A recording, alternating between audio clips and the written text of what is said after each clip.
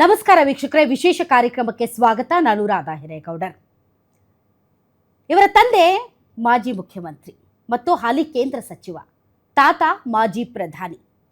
ಹಾಗೆ ನೋಡಿದ್ರೆ ರಾಜಕೀಯಕ್ಕೆ ಹೇಗಾದರೂ ಎಂಟ್ರಿ ಮಾಡಬಹುದಾಗಿತ್ತು. ಆದರೂ ಕೂಡ ಚುನಾವಣಾ ರಾಜಕೀಯದ ಹೋರಾಟದಲ್ಲಿ ಎದೆಯೊಡ್ಡಿ ವೀರೋಚಿತ ಸೋಲನ್ನು ಅನುಭವಿಸುತ್ತೇನೆ ಹೊರತು ಹಿಂಬದಿಯಿಂದ ರಾಜಕಾರಣ ಮಾಡಲಾರೆ ಅಂತ ಸತತ ಸೋಲುಗಳನ್ನು ಕಂಡರೂ ಕೂಡ ತಮ್ಮ ವ್ಯಕ್ತಿತ್ವ ವಿಕಸನದೊಂದಿಗೆ ಇಡೀ JDS ಪಾರ್ಟಿಯನ್ನು ಸಂಘಟಿಸೋದಕ್ಕೆ ಊರು ಗಲ್ಲಿ ತಿರುಗಿ ಕ್ಯಾಡರ್ ಅನ್ನು ಬಿಲ್ಡ್ ಮಾಡಿದ್ದಾರೆ. ಈಗ ಪಾದಯಾತ್ರೆಯ ಮೂಲಕ ಇಡೀ ರಾಜ್ಯದ ಪ್ರತಿಯೊಂದು ವ್ಯಕ್ತಿಯನ್ನ ಕೂಡ ಗಮನ ಸೆಳೆಯೋದಕ್ಕೆ ಮುಂದಾಗಿದ್ದಾರೆ. ಮತ್ತೆ ನಾನು ಚುನಾವಣಾ ರಾಜಕೀಯಕ್ಕೆ ಬರ್ತೀನಿ, ಚುನಾವಣಾ ರಾಜಕೀಯದಲ್ಲಿ ಗೆದ್ದೇ ರಾಜಕೀಯಕ್ಕೆ ಎಂಟ್ರಿ ಆಗ್ತೀನಿ ಅಂತ ಪಣ ತೊಟ್ಟಿದ್ದಾರೆ. ಹೌದು, ನಾವಿವತ್ತು ಮಾತಾಡ್ತಾ ಇರೋದು ನಿಖಿಲ್ ಕುಮಾರಸ್ವಾಮಿ ಅವರ ಬಗ್ಗೆ. ನಿಖಿಲ್ ಕುಮಾರಸ್ವಾಮಿ ಅವರು ಮೊದಲಿಂದಲೂ ಆಕ್ಟಿವ್ ಇದ್ರು, ಆದರೆ ಈಗ ಎಕ್ಸ್ಟ್ರಾ ಆಕ್ಟಿವೇಟ್ ಆಗಿದ್ದೆ ಅವರ ಒಂದು ರಾಜಕೀಯವಾದಂತಹ ಗಟ್ಟಿ ನಿಲುವು. ಸೋಲುಗಳು ಅವರನ್ನ ಕಂಗೆಡಿಸಿಲ್ಲ, ಬದಲಾಗಿ ಇನ್ನಷ್ಟು ಹೋರಾಟದ ಛಲವನ್ನ ಕೊಟ್ಟಿದೆ. ಆ ಹೋರಾಟದ ಛಲವನ್ನ ಇಟ್ಟುಕೊಂಡು ಮುಂದಿನ ರಾಜಕೀಯದಲ್ಲಿ ದೊಡ್ಡ ಮಹತ್ವಾಕಾಂಕ್ಷೆಗೆ ರೆಡಿ ಆಗಿದ್ದಾರೆ ನಿಖಿಲ್ ಕುಮಾರಸ್ವಾಮಿ. ಅಂತಹ ನಿಖಿಲ್ ಕುಮಾರಸ್ವಾಮಿ ಇವತ್ತು ನಮ್ಮೊಂದಿಗೆ ಗ್ಯಾರಂಟಿ ನ್ಯೂಸ್ನಲ್ಲಿ ಇದ್ದಾರೆ. ಬನ್ನಿ ಅವ್ರನ್ನ ವೆಲ್ಕಮ್ ಮಾಡೋಣ. ಸರ್, ತಮಗೆ ವಿಶೇಷ ಕಾರ್ಯಕ್ರಮಕ್ಕೆ ಸ್ವಾಗತ. ನಮಸ್ಕಾರ. Thank you madam. Sir, Nikhil Kumaraswamy ಅವರ ಪಟ್ಟಾಭಿಷೇಕ ಇನ್ನೂ ಆಗಿಲ್ಲ, ಯಾಕೆ ಡಿಲೇ ಆಗ್ತಾ ಇದೆ, ಲೇಟ್ ಆಗ್ತಾ ಇದೆ? ನನಗೆ ಯಾವ ಪಟ್ಟಾಭಿಷೇಕದ ಬಗ್ಗೆ ಮಾತಾಡ್ತಾ ಇದ್ದೀರೋ ನನಗೆ ಗೊತ್ತಿಲ್ಲ ಮೇಡಮ್. ನನಗೆ ಇರೋವಂಥದ್ದು ಒಂದೇ, ಪಕ್ಷವನ್ನು ತಳಮಟ್ಟದಿಂದ ಭದ್ರವಾದಂಥ ಒಂದು ಬುನಾದಿ ಹಾಕಿ ಕಟ್ಟಬೇಕು ಅಂತಕ್ಕಂಥ ಒಂದು ಇಚ್ಛಾಶಕ್ತಿ ಇಟ್ಕೊಂಡು ಬಂದಿದ್ದೇನೆ. ಆಮೇಲೆ ನನಗೆ ಒಬ್ಬ ಜನತಾದಳ ಪಕ್ಷದ ಒಬ್ಬ ಯುವ ಕಾರ್ಯಕರ್ತ ಅನ್ನೋ ಒಂದು ಟ್ಯಾಗೇ ಸಾಕು. ಅದಕ್ಕಿಂತ ದೊಡ್ಡ ಪಟ್ಟ ಬಹುಶಃ ನಾನೇನು ನಿರೀಕ್ಷೆ ಇಟ್ಕೊಂಡಿಲ್ಲ. ಏಕೆಂದರೆ ಭಾಳ ಜನ ಈ ಪಕ್ಷವನ್ನು ಕಟ್ಟು ಬೆಳೆಸಿರ್ತಕ್ಕಂಥ ಹಿರಿತಲೆಗಳು ತುಂಬ ಜನ ಇದ್ದಾರೆ ಈ ಪಾರ್ಟಿನಲ್ಲಿ. ಪಾರ್ಟಿಗೋಸ್ಕರ ದೇವೇಗೌಡರು ಸಾಹೇಬರ ಕಾಲದಿಂದನೂ ಇವತ್ತು ಕುಮಾರಣ್ಣ ಅವರ ಕಾಲದವರೆಗೂ ನನ್ನ ಕಾಲದವರೆಗೂ ಕೂಡ ಪಾರ್ಟಿಯನ್ನು ಕಟ್ಟು ಬೆಳೆಸಿರ್ತಕ್ಕಂಥವ್ರು ಬಹುತೇಕರಿದ್ದಾರೆ. ಹಾಗೇನಾದರೂ ಅವಕಾಶಗಳು ಸಿಕ್ಕಬೇಕು ಅಂತಕ್ಕಂಥದ್ದಾದರೆ ಆ ಪಟ್ಟಾಭಿಷೇಕದ ಅವಕಾಶಗಳು ಬಹುಶಃ ಬೇರೆ ಯಾವುದಾದ್ರೂ ಸಮಾಜಗಳಿಗೆ ಕೊಡುವ ಮೂಲಕ ಒಂದು ಸಾಮಾಜಿಕ ನ್ಯಾಯ, ಪ್ರಾದೇಶಿಕ ಸಮಾನತೆಯನ್ನು ಮೆರಿಬೇಕಾಗತ್ತೆ ಅಂತಕ್ಕಂಥದ್ದು ನನಗೆ ಬಹಳ ಗಟ್ಟಿಯಾಗಿ ನಂಬಿಕೆ. ನೀವು ರಾಜ್ಯಾಧ್ಯಕ್ಷರ ಸ್ಥಾನದ ಬಗ್ಗೆ ಮಾತಾಡ್ತಾ ಇದ್ದೀರಿ, ನಾವು ಕೂಡ ರಾಜ್ಯಾಧ್ಯಕ್ಷರ ಸ್ಥಾನದ ಬಗ್ಗೆನೇ ಮಾತಾಡ್ತಾ ಇದ್ದೀವಿ. ಸೊ ಒಂದು ಡ್ರೈವಿಂಗ್ ಫೋರ್ಸ್ ಬೇಕು ಸರ್. ಐ ನೋ, ಯಾಕೆ ಅಂದರೆ ಜನತಾದಳ ಒಂದು ರಾಜಕಾರಣಿಗಳನ್ನು ಹುಟ್ಟಾಕುವಂಥ ಫ್ಯಾಕ್ಟ್ರಿ. ಇವತ್ತು ಯು ಟೇಕ್ ಎನಿ ಪಾರ್ಟಿ, ಜನತಾದಳದಿಂದ ಹೋದವರೇ ಇದ್ದಾರೆ, ಮುಖ್ಯಮಂತ್ರಿಗಳಾಗಿದ್ದಾರೆ, ಕೇಂದ್ರ ಸಚಿವರಾಗಿದ್ದಾರೆ, ಪಾರ್ಟಿಗಳನ್ನು ಮುನ್ನಡೆಸ್ತಾ ಇದ್ದಾರೆ. ಬಟ್ ಅದರ್ವೈಸ್ ಒಂದು ಡ್ರೈವಿಂಗ್ ಫೋರ್ಸ್ ಬೇಕು. That driving force is Nikhil Kumaraswamy ಅಂತ ಕಾರ್ಯಕರ್ತರು ಅಂದುಕೊಂಡಿರೋದು. ಹೀಗಾಗಿ ಪಟ್ಟಾಭಿಷೇಕದ ಬಗ್ಗೆ ಎಲ್ಲರೂ ಮಾತಾಡ್ತಾ ಇದ್ದಾರೆ. ಹಾಗಾದರೆ ನೀವು ಪಟ್ಟಕ್ಕೇರಲ್ವಾ ಮೇಡಮ್? ಈಗ ಈ ವಿಚಾರಕ್ಕೆ ಸಂಬಂಧಪಟ್ಟಂತೆ ತಾವು ಪ್ರಾರಂಭದಲ್ಲಿ ಮಾತಾಡಬೇಕಾದ್ರೆ ಚುನಾವಣೆಗಳ ಸತತ ಸೋಲಿನ ಬಗ್ಗೆ ಮಾತನಾಡಿದ್ರಿ. ಅದಾದ ನಂತರವೂ ಕೂಡ ನನ್ನಲ್ಲಿ ಒಂದು ಹೋರಾಟದ ಕಿಚ್ಚು, ಒಂದು ಛಲ. 16,000 ಕಿಲೋಮೀಟ್ರು, ಇವತ್ತು 70ಕ್ಕೂ ಹೆಚ್ಚು ಕ್ಷೇತ್ರಗಳು ಇನ್ನೂ ಕೂಡ ಪ್ರವಾಸ ಜಾರಿಯಲ್ಲಿದೆ. ಇನ್ನೂ ಅನೇಕ ಕಡೆ ಹೋಗಬೇಕಾಗಿದೆ. ಆದರೆ ಪ್ರವಾಸಕ್ಕೆ ಹೋದಂಥ ಸಂದರ್ಭದಲ್ಲಿ ನನಗೆ ಒಳಗಡೆ ನಾನು ಗಮನಿಸಿದಂಥ ಅಂಶ, ಕಾರ್ಯಕರ್ತರು ನಿಖಿಲ್ ಕುಮಾರಸ್ವಾಮಿ ಯಾವುದೋ ಒಂದು ಪಟ್ಟಕ್ಕೆ ಏರಬೇಕು ಅಥವಾ ಏರಿಸಬೇಕು ಅಥವಾ ಅವನನ್ನು ಯಾವುದೋ ಪಟ್ಟದಲ್ಲಿ ಕೂತಾಗ್ಲೇ ಅವನು ನಮ್ಮ ಒಬ್ಬ ನಾಯಕ ಅಂತಕ್ಕಂಥದ್ದನ್ನು ಆ ಮನಸ್ಥಿತಿಲಿ ಇವತ್ತು ನಮ್ಮ ಕಾರ್ಯಕರ್ತರು ಇಲ್ಲ. ಅದರ ಬದಲಾಗಿ ನಾನು ಕೂಡ ಇವತ್ತು ನಮ್ಮ ಕಾರ್ಯಕರ್ತರ ಜೊತೆ ಅವ್ರನ್ನ ಸಂಪರ್ಕ ಮಾಡಿ, ಅವ್ರನ್ನ ಭೇಟಿ ಮಾಡಿ, ಯಾಕೆಂದರೆ ಎಲ್ಲೋ ಒಂದು ಕಡೆ ಆಫ್ಟರ್ 2023 ಚುನಾವಣೆಯ ಫಲಿತಾಂಶದ ನಂತರ ಕಾರ್ಯಕರ್ತರಲ್ಲಿ ಜೊತೆಯಲ್ಲಿ ಡಿಫಿಟೆಡ್ ಕ್ಯಾಂಡಿಡೇಟ್ಗಳಲ್ಲಿ ಎಲ್ಲೋ ಒಂದು ಕಡೆ ನಮ್ಮ ಕ್ಯಾಂಡಿಡೇಟ್ಗಳಲ್ಲಿ ಒಂದು ಸ್ವಲ್ಪ ಅವರ ಮನಸ್ಸಿನ ಮೇಲೆ ಕಡಿಮೆ ಆಗಿದೆ. ಆತ್ಮಸ್ಥೈರ್ಯ, ಆಘಾತ, ನೀವು ಯಾವ ಥರ ಹೇಳ್ತಿರೋ ಕಮ್ಮಿ ಆಗಿತ್ತು, ನಾನು ಇಲ್ಲ ಅಂತ ಹೇಳೋದಿಲ್ಲ. ನನಗೆ ಒಳಗಡೆ ಇದೆಲ್ಲ ಗಮನಿಸಿದಾಗ ಎಲ್ಲೋ ಒಂದು ಕಡೆ ಇದು ನನ್ನೊಬ್ಬನ ಭವಿಷ್ಯದ ಪ್ರಶ್ನೆ ಅಲ್ಲ, ಇದು ಪಕ್ಷದ ಲಕ್ಷಾಂತರ ಜನ ನಿಸ್ವಾರ್ಥ ಸೇವೆ ಮಾಡಿರ್ತಕ್ಕಂಥ ಕಾರ್ಯಕರ್ತರ ಭವಿಷ್ಯ ರೂಪಿಸ್ಬೇಕಾಗ್ತದೆ. ಆ ಹಿನ್ನೆಲೆಯಲ್ಲಿ ನಾನು ಧುಮುಕ್ಲೇಬೇಕಾದಂಥ ಒಂದು ಸನ್ನಿವೇಶ ಬಂದಿದೆ ಅಂತಕ್ಕಂಥದ್ದು ಬಹುಶಃ ನಾನು ನನ್ನಲ್ಲೇ ಕೂತ್ಕೊಂಡು ಆಲೋಚನೆ ಮಾಡಿದಾಗ ಧುಮುಕಿದೆ. 70ಕ್ಕೂ ಹೆಚ್ಚು ಕ್ಷೇತ್ರ ಪ್ರವಾಸ ಮಾಡಿದ್ದೀನಿ. ಇದ್ರ ಮಧ್ಯೆ ನನಗೆ ಅರ್ಥ ಆದಂಥದ್ದು ಒಂದೇ ವಿಚಾರ ಏನಂದರೆ, ಕಾರ್ಯಕರ್ತರ ಹುಮ್ಮಸ್ಸೇನಿತ್ತು, ಏನು ಕುಗ್ಗಿತ್ತು, ಇವತ್ತು ಅವರ ಆತ್ಮಸ್ಥೈರ್ಯ ಬಹುಶಃ ಮತ್ತಷ್ಟು ಬಲವಾಗಿದೆ, ಹೆಚ್ಚಾಗಿದೆ. ಹಾಗಾಗಿ ಇದು ಜಸ್ಟ್ ಎ ಕೇಡರ್ ಟೂರ್. ನಾನು ಬಟ್ ಪಟ್ಟಾಭಿಷೇಕ ನಾವು ಪ್ರಾದೇಶಿಕ ಸಮತೋಲನ ಕಾಪಾಡ್ತೀವಿ ಮತ್ತು ಎಲ್ಲ ಸಮಾಜಗಳಿಗೂ ಕೂಡ ನ್ಯಾಯ ಒದಗಿಸೋ ನಿಟ್ಟಿನಲ್ಲಿ ಪಟ್ಟಾಭಿಷೇಕ ನಡೆಯುತ್ತೆ ಅಂದರೆ ನೀವು ಪಟ್ಟಕ್ಕೆ Kerala, that is my direct question. ನೀವು ರಾಜ್ಯಾಧ್ಯಕ್ಷ ಆಗ್ತೀರಾ ಆಗಲ್ವಾ, ಅಥವಾ ಬೇರೆ ಯಾರಾದರೂ ಆಗ್ತಾರಾ? ಮೇಡಮ್ ಈಗ ಫ್ಯಾಮಿಲಿ ಒಳಗಿರುತ್ತಾ ಹೊರಗಿರುತ್ತಾ? ಜನತಾದಳ ಪಕ್ಷದ ಇತಿಹಾಸ ತೆಗೆದು ನೋಡಿದಾಗ ಅಲ್ಪಸಂಖ್ಯಾತರ ಸಂಖ್ಯೆಯಲ್ಲಿ ಬರ್ತಕ್ಕಂಥವ್ರು ಮಿರಾಜುದ್ದೀನ್ ಪಟೇಲ್ರವರು, ಜೊತೆಯಲ್ಲಿ ಒಬ್ಬರು ಗೊಲ್ಲರ ಸಮಾಜಕ್ಕೆ ಕೂಡ, ಗೊಲ್ಲ ಸಮುದಾಯಕ್ಕೂ ಕೂಡ ಎ ಕೃಷ್ಣಪ್ಪನವ್ರಿಗೂ ಕೊಟ್ಟಂಥ ಇತಿಹಾಸ ಇದೆ. ಇವತ್ತು ಸಕಲೇಶ್ಪುರದ ನಿಕಟಪೂರ್ವ ಶಾಸಕರು ನಮ್ಮ ಎಚ್ ಕೆ ಕುಮಾರಸ್ವಾಮಿರವರು ಕೂಡ, ನೀವು ಯಾರೇ ಹೆಸರು ಹೇಳಿ sir, the hard core truth ಏನು ಅಂತಂದರೆ ಅವ್ರಿಗೆ ಯಾವುದೇ ಡಿಸಿಷನ್ ಮೇಕಿಂಗ್ ಪವರ್ ಇರಲ್ಲ. ದೇ ಆರ್ ಜಸ್ಟ್ ಒಂದು ಗೊಂಬೆ ಥರ ಇರ್ತಾರೆ. ಸೊ ಅಂಥದನ್ನು ನಾವು ನೋಡಿದ್ದೀವಿ. ಬಟ್ ಇನ್ಮುಂದೆ ಹೊಸ ನಾಯಕತ್ವದಲ್ಲಿ ಹೊಸ ಬದಲಾವಣೆಗಳು ಏನಾದರೂ ಕಾಣ್ಬೋದಾ ಅಂತ ನಾನು ಕೇಳ್ತಾ ಇರೋದು, ಡೈರೆಕ್ಟ್ ಕ್ವೆಶ್ಚನ್. ಬದಲಾವಣೆಗಳು ಖಂಡಿತವಾಗ್ಲೂ ಕಾಣಲಿಕ್ಕೆ ಸಾಧ್ಯ ಇದೆ ಮೇಡಮ್. ಆ ಬದಲಾವಣೆಗಳ ಒಂದು ಪರ್ವ ಬಹುಶಃ ಮುಂದಿನ ದಿನಗಳಲ್ಲಿ, ಯಾಕೆಂದರೆ ಈಗ ಏನು ಹೇಳ್ಬೋದು ಅಂದರೆ ಒಂದು ಗಿಡ ನೆಟ್ಟಿದ್ದೀವಿ, ಆ ಗಿಡ ಮುಂದೊಂದು ದಿನ ಒಂದು ಮರವಾಗಿ ಬೆಳೆದು ಸಾಕಷ್ಟು ಜನಕ್ಕೆ ನೆರಳಾಗುತ್ತೆ ಅಂತಕ್ಕಂಥ ಆತ್ಮವಿಶ್ವಾಸ. ನೀವು ಯಾಕೆ ಹೇಳ್ತಿಲ್ಲ, ಹೌದು ನಾನು ರಾಜ್ಯಾಧ್ಯಕ್ಷನಾಗಿ ಪಕ್ಷ ಸಂಘಟನೆ ಮಾಡ್ತೀನಿ, ನಾನು ಇಡೀ ರಾಜ್ಯಾದ್ಯಂತ ಮತ್ತೆ ಪ್ರವಾಸ ಮಾಡ್ತೀನಿ, ಪ್ರತಿಯೊಬ್ಬ ವ್ಯಕ್ತಿಯನ್ನು ಕೂಡ ನಾನು ಎಡ್ತಾಕ್ತೀನಿ ಅಂತ ನೀವು ಯಾಕೆ ಓಪನ್ ಆಗಿ ಡೈರೆಕ್ಟ್ ಆಗಿ ಅದೇ ಅಲ್ಲ, ನನಗೆ ಯಾವತ್ತೂ ಕೂಡ ನಾನು ರಾಜ್ಯಾಧ್ಯಕ್ಷನಾದ್ರೇನೆ ನಮ್ಮ ಕಾರ್ಯಕರ್ತರು ನನ್ನ ಒಪ್ಕೊಳ್ತಾರೆ ಅನ್ನೋ ಭಾವನೆ ಯಾವತ್ತೂ ಕೂಡ ನನಗೆ ಭಾವನೆ ಮೂಡಿಸಿಲ್ಲ ಕಾರ್ಯಕರ್ತರು. ಈಗ ದೇವೇಗೌಡ್ರ ಫ್ಯಾಮಿಲಿನೇ JDSಗೆ ಆಸ್ತಿ, ಅದನ್ನ ಬಿಟ್ಟು ಅದೊಂಥರ ಅಂಟಿದ್ದಂಗೆ ಎಲ್ಲರನ್ನ ಗಟ್ಟಿಯಾಗಿ ಹಿಡ್ಕೊಂಡಿರೋದೇ ಆ ಅಂಟು. ಸೊ ಅದು ಬಿಟ್ಟರೆ ನನ್ಗೆ ಗೊತ್ತಿಲ್ಲ ಮುಂದಿನ ದಿನಗಳಲ್ಲಿ ಏನಾಗುತ್ತೆ ಏನು ಅಂತ. ಬಟ್ ಆ ಕಾಂಟೆಕ್ಸ್ಟಲ್ಲಿ ಕೇಳ್ತಾ ಇರೋದು, so are you going to become ಇದು ಏನು ರಾಜ್ಯಾಧ್ಯಕ್ಷ ಆಗ್ತೀರಾ ಅಂತ? ತಾವು ಹೇಳಿದ್ದು ಒಂದು ಪಾಯಿಂಟ್ಗೆ ನಾನು ಒಪ್ಕೊಳ್ಳೇಬೇಕಾಗ್ತದೆ, ನನ್ನ ಸಹಮತ ಇದೆ. ಏನಪ್ಪ ಅಂದರೆ ದೇಶದಲ್ಲಿ ಯಾವುದೇ ಒಂದು ರಾಜಕೀಯ ಪಕ್ಷ, ಒಂದು ಪ್ರಾದೇಶಿಕ ಪಕ್ಷ ಯಾವುದಾದ್ರೂ ಒಂದು ವ್ಯಕ್ತಿ ಮೇಲೋ ಅಥವಾ ಒಂದು ಕುಟುಂಬದ ಮೇಲೆ ಆಧಾರಿತವಾಗಿ ಆ ಒಂದು ಪಕ್ಷ ನಡ್ಕೊಂಬರ್ತಾ ಇರ್ತಕ್ಕಂಥದ್ದು. ಬಹುಶಃ ಅದು ಕರ್ನಾಟಕ ರಾಜ್ಯದಲ್ಲೂ ಕೂಡ ಒಂದು ದೇವೇಗೌಡರು ಕುಟುಂಬದ ಬಹುಶಃ ಜನತಾದಳ ಪಕ್ಷ ಅಂತಕ್ಕಂಥದ್ದು ಅವತ್ತೇನು ಸ್ಪ್ಲಿಟ್ ಆಯಿತು ಆಫ್ಟರ್ 99. ಅದು JDUನಲ್ಲಿ ಒಂದಷ್ಟು ಜನ ಹೋದರು, JDSಗೆ ಒಂದಷ್ಟು ಜನ ಬಂದರು. ಬಹುಶಃ ಅದಾದಮೇಲೂ ಕೂಡ ಎಲ್ಲೋ ಒಂದು ಕಡೆ ದೇವೇಗೌಡರು ಸಾಹೇಬ್ರ, ಕುಮಾರಣ್ಣ ಅವರ ಹೋರಾಟದ ಪಕ್ಷ 25 ವರ್ಷಗಳ ಕಾಲ ಇತ್ತೀಚೆಗೆ ಬೆಳ್ಳಿ ಹಬ್ಬ ಕೂಡ ಆಚರಣೆ ಆಯಿತು. ಆದರೆ ಮೇಡಮ್, ನನಗೆ ನೀವು ಕೇಳ್ತಾ ಇರ್ತಕ್ಕಂಥ ಈ ಪ್ರಶ್ನೆಗೆ ಬಹುಶಃ ನನಗೆ ಯಾವತ್ತೂ ಕೂಡ ನನ್ನ ಮನಸ್ಸಿಗೆ ನಾನು ಈ ಪಟ್ಟದಲ್ಲಿ ಹೋಗಿ ಕುತ್ಕೋಬೇಕು ಅಂತಕ್ಕಂಥ ಆಸೆ ಪಟ್ಟಂಥವನಲ್ಲ.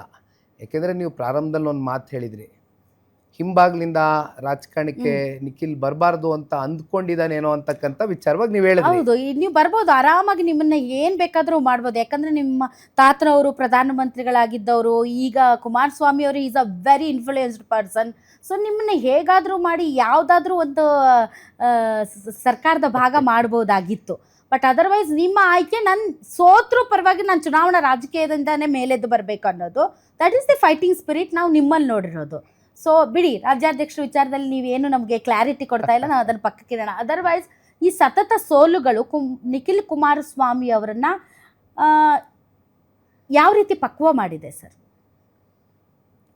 ನನ್ನ ಸೋಲುಗಳು ನಾನು ಅತ್ಯಂತ ವಿನಮ್ರತೆಯಿಂದ ಸ್ವೀಕಾರ ಮಾಡಲಿಕ್ಕೆ ಬಯಸ್ತೀನಿ. ಬೇಜಾರಾಗಿಲ್ವಾ ನಿಮಗೆ? ಪ್ರಜಾಪ್ರಭುತ್ವ ಇದು ಮೇಡಮ್. ಪ್ರಜಾಪ್ರಭುತ್ವದ ವ್ಯವಸ್ಥೆಯಲ್ಲಿ ಜನ ಯಾರನ್ನ ಯಾವ ಸಂದರ್ಭದಲ್ಲಿ ಆಯ್ಕೆ ಮಾಡಬೇಕು, ಯಾರಿಗೆ ಅಧಿಕಾರ ಕೊಡಬೇಕು ಅಥವಾ ಯಾರಿಗೆ ತಿರಸ್ಕಾರ ಮಾಡಬೇಕು ಅಂತಕ್ಕಂಥ ನಿರ್ಧಾರ ತಗೊಳ್ತಕ್ಕಂಥ ಶಕ್ತಿ ಇರ್ತಕ್ಕಂಥ ಜನರಿಗೆ ಮಾತ್ರ. ಸೊ ಅವ್ರು ಯಾವುದೇ ನಿರ್ಧಾರ ತಗೊಳ್ಳಿ, ಅದಕ್ಕೆ ನಾವೆಲ್ಲರೂ ಕೂಡ ತಲೆಬಾಗಬೇಕಾಗ್ತದೆ. ನಾನು ತಲೆಬಾಗಿದ್ದೀನಿ. ಬಟ್ ನಾನು ಸುಮ್ಮನೆ ನಿಮಗೆ ಒಂದು ಸ್ಮಾಲ್ ವಿಚಾರ ಹೇಳೋದಾದರೆ, ಬೇರೆಯವ್ರ ಥರ ನಾನು ಯಾವತ್ತೂ ಕೂಡ ನಾನು ಸೋತೆ ಅಂತ EVM ಮೇಲೆ ಆರೋಪ ಮಾಡ್ತಕ್ಕಂಥದ್ದಾಗಲಿ ಅಥವಾ ಬ್ಯಾಲೆಟ್ ಪೇಪರ್ ಸಿಸ್ಟಮ್ನ ಅಳವಡಿಕೆ ಮಾಡ್ಕೊಳ್ಬೇಕು ಅಂತಕ್ಕಂಥದ್ದಾಗಲಿ ನಾನು ಚರ್ಚೆ ಮಾಡಿದಂಥವ್ನಲ್ಲ. ಓಟ್ ಚೋರಿ or whatever the new trend ಒಂದಷ್ಟು ಜನ ಹುಟ್ಟಾಕಿದ್ದಾರೆ. ಒಪ್ಕೊಂಡಿದ್ದೀನಿ ಸೋಲನ್ನು. ಆ ಸೋಲನ್ನು ಒಪ್ಕೊಂಡಿದ್ದೀನಿ ಅಂದರೆ ಆ ಚುನಾವಣೆಗೆ ಮಾತ್ರ ಸೀಮಿತವಾದಂಥ ಸೋಲನ್ನು ಒಪ್ಕೊಂಡಿದ್ದೀನಿ. ಆದರೆ ಹೋರಾಟದ ಕಿಚ್ಚನ್ನು ಒಂದು ಸ್ವಲ್ಪನೂ ಕೂಡ ಕಮ್ಮಿ ಮಾಡ್ಕೊಳ್ತಕ್ಕಂಥ ಪ್ರಶ್ನೆ ಇಲ್ಲ. ಯಾಕೆಂದರೆ ಕೇವಲ MLAನೇ ಆಗಬೇಕು, MP ಆಗಬೇಕು, ಮಂತ್ರಿನೇ ಆಗಬೇಕು, ಆವಾಗಲೇ ನಾವು ರಾಜಕಾರಣದಲ್ಲಿ ಮುಂದುವರಿತೀವಿ ಅಂತಕ್ಕಂಥ ಮನಸ್ಥಿತಿ ನನಗಿಲ್ಲ.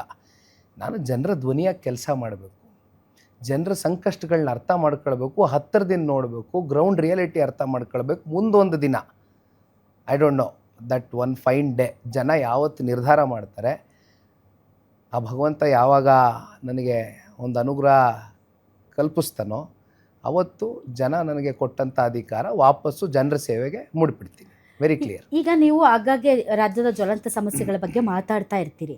ಇತ್ತೀಚೆಗೆ ಉದಾಹರಣೆಗೆ ಈ ಅಹಿಂಸಾ ಚೇತನ್ ವಿಚಾರದಲ್ಲಿ 3 ಸರಿ ಸೋತಿದ್ದಾರೆ, ಸೋತೋರ ಹತ್ರ ನಾನೇನು ಕೇಳಬೇಕು, ಅವ್ರು ನಾನು ಲೆಕ್ಕಕ್ಕೆ ಇಟ್ಟಿಲ್ಲ ಅಂದರೆ ನಿಮ್ಮ ಸೋಲುಗಳು ನಿಮ್ಮ ಹೋರಾಟದ ಮಧ್ಯೆ ಈ ರೀತಿ ನಿಮ್ಮನ್ನು ಅಪಹಾಸ್ಯ ಮಾಡೋ ಥರ ಮಾತಾಡ್ತಾರಲ್ಲ, ಅದಕ್ಕೆ ಅಂದರೆ ನೀವೇನೇ ಮಾತಾಡಿದ್ರೆ ಸೋತವ್ರು ಏನು ಮಾತಾಡ್ತಾರೆ, ಸೋತವ್ರು ಏನು ಮಾತಾಡ್ತಾರೆ, ಇದ್ರ ಬಗ್ಗೆ ಏನು ಹೇಳ್ತೀರಿ?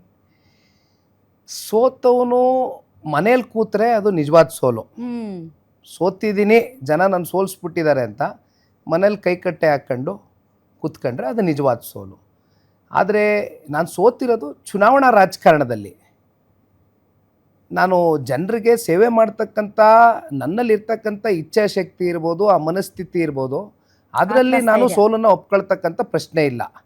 ಯಾಕೆಂದರೆ ನಾನಿಲ್ಲಿರುವಂಥದ್ದು ಜನರಿಗೋಸ್ಕರ ಬದುಕ್ತೀನಿ, ಜನರಿಗೋಸ್ಕರ ಇರ್ತೀನಿ.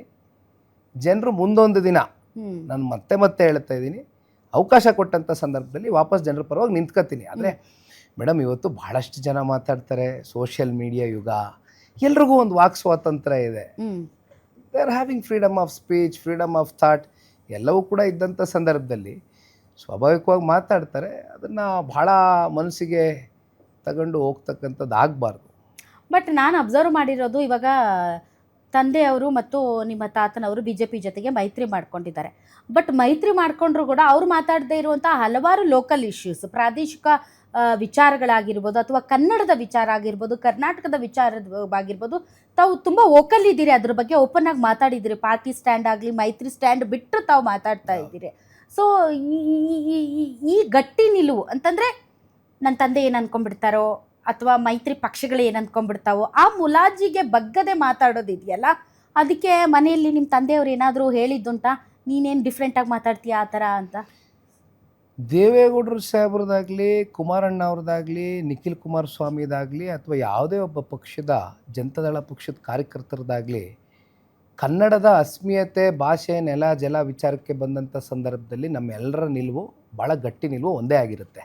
ಅದರಲ್ಲಿ ಯಾವುದೇ ರೀತಿಯಾದಂಥ ಅಪಸ್ವರಗಳಾಗಲಿ ಅಥವಾ ನಾನೇನೋ ಆಲೋಚನೆ ಮಾಡ್ತಾಯಿದ್ದೀನಿ, ಅದು ನಮ್ಮ ತಂದೆಯವರು ಇನ್ನೇನೋ ಮನಸ್ಸಿನಲ್ಲಿ ಇಟ್ಕೊಂಡಿದ್ದಾರೆ ಅಂತಕ್ಕಂಥ ಪ್ರಶ್ನೆನೇ ಉದ್ಭವ ಆಗೋದಿಲ್ಲ. ಮಾತಾಡಲ್ಲ, ನೀವು ಓಪನ್ ಆಗಿ ಮಾತಾಡ್ತೀರಾ.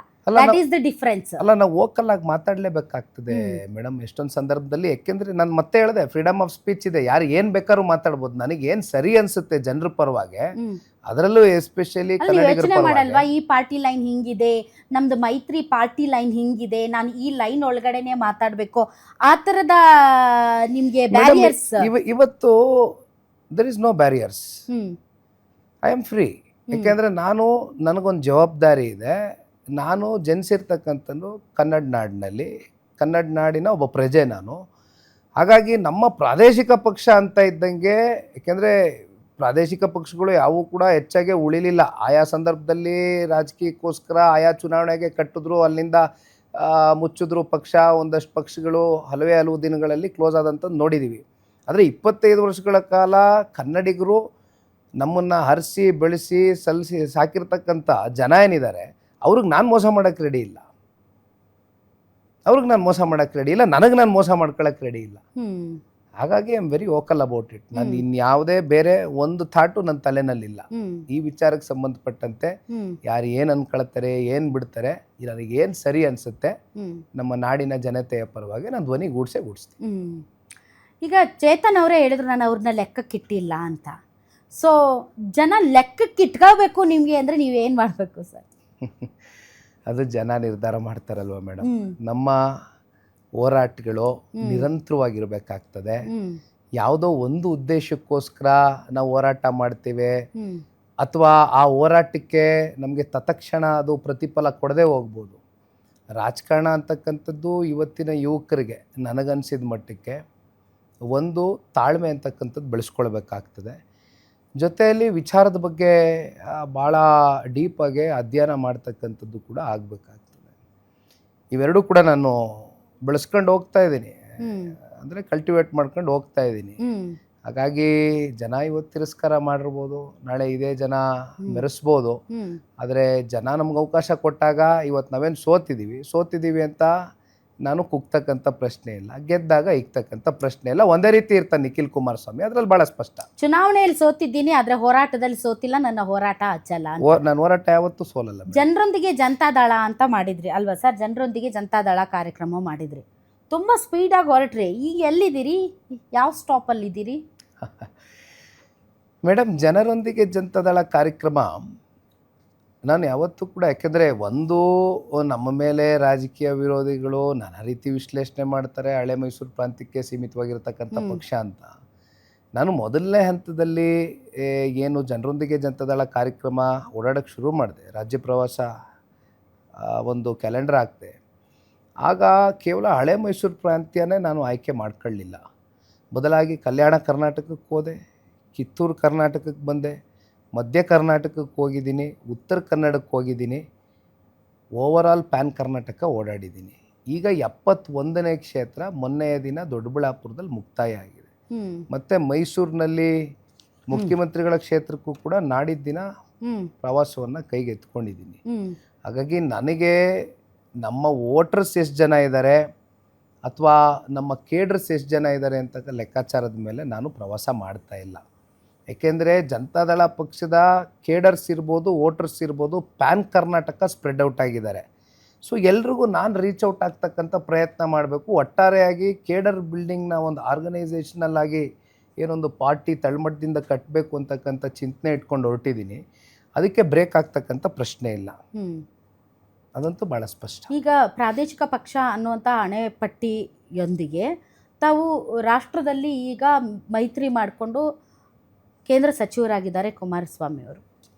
ಆದರೂ ಇದು ಕೇವಲ ತಾವು ಹೇಳಿದಾಗೆ ಹಳೆ ಮೈಸೂರಿಗೆ ಮಾತ್ರ ಸೀಮಿತನಾ ಅಂತಂದರೆ ದೆರ್ ಇಸ್ ಅ ವ್ಯಾಕ್ಯೂಮ್ ಭಾಳ ಕಡೆ ಇಡೀ ಕರ್ನಾಟಕದಾದ್ಯಂತ. ಈಗ ನೀವು ಒಂದು ನಿಮ್ಮ ಪಕ್ಷ ಸಂಘಟನೆ ಮತ್ತು ಕೇಡರ್ ಬಿಲ್ಡಿಂಗ್ ಆಯಿತು, ಜನರ ಜೊತೆಗೆ ಸಂಪರ್ಕ ಆನ್ ಗ್ರೌಂಡ್ ಯಾವಾಗಿಂದ ಶುರುವಾಗುತ್ತೆ ನಿಮ್ಮ ಆ ಒಂದು ಯಾತ್ರೆ ಅಥವಾ ಆ ಒಂದು ಕಾರ್ಯಕ್ರಮ? 2028 ವಿಧಾನಸಭಾ ಚುನಾವಣೆಗೆ ನನ್ನ ತಲೆಯಲ್ಲಿ ರೋಡ್ ಮ್ಯಾಪ್ ರೆಡಿ ಮಾಡ್ಕೊಂಡಿರತಕ್ಕಂಥದ್ದು ಎರಡೇ ಪದ, ಒಂದು ಸಂಘಟನೆ, ಒಂದು ಸಂಘರ್ಷ. ಸಂಘಟನೆ ಕಾರ್ಯಕರ್ತರ ಜೊತೆ ಸಂಘರ್ಷ.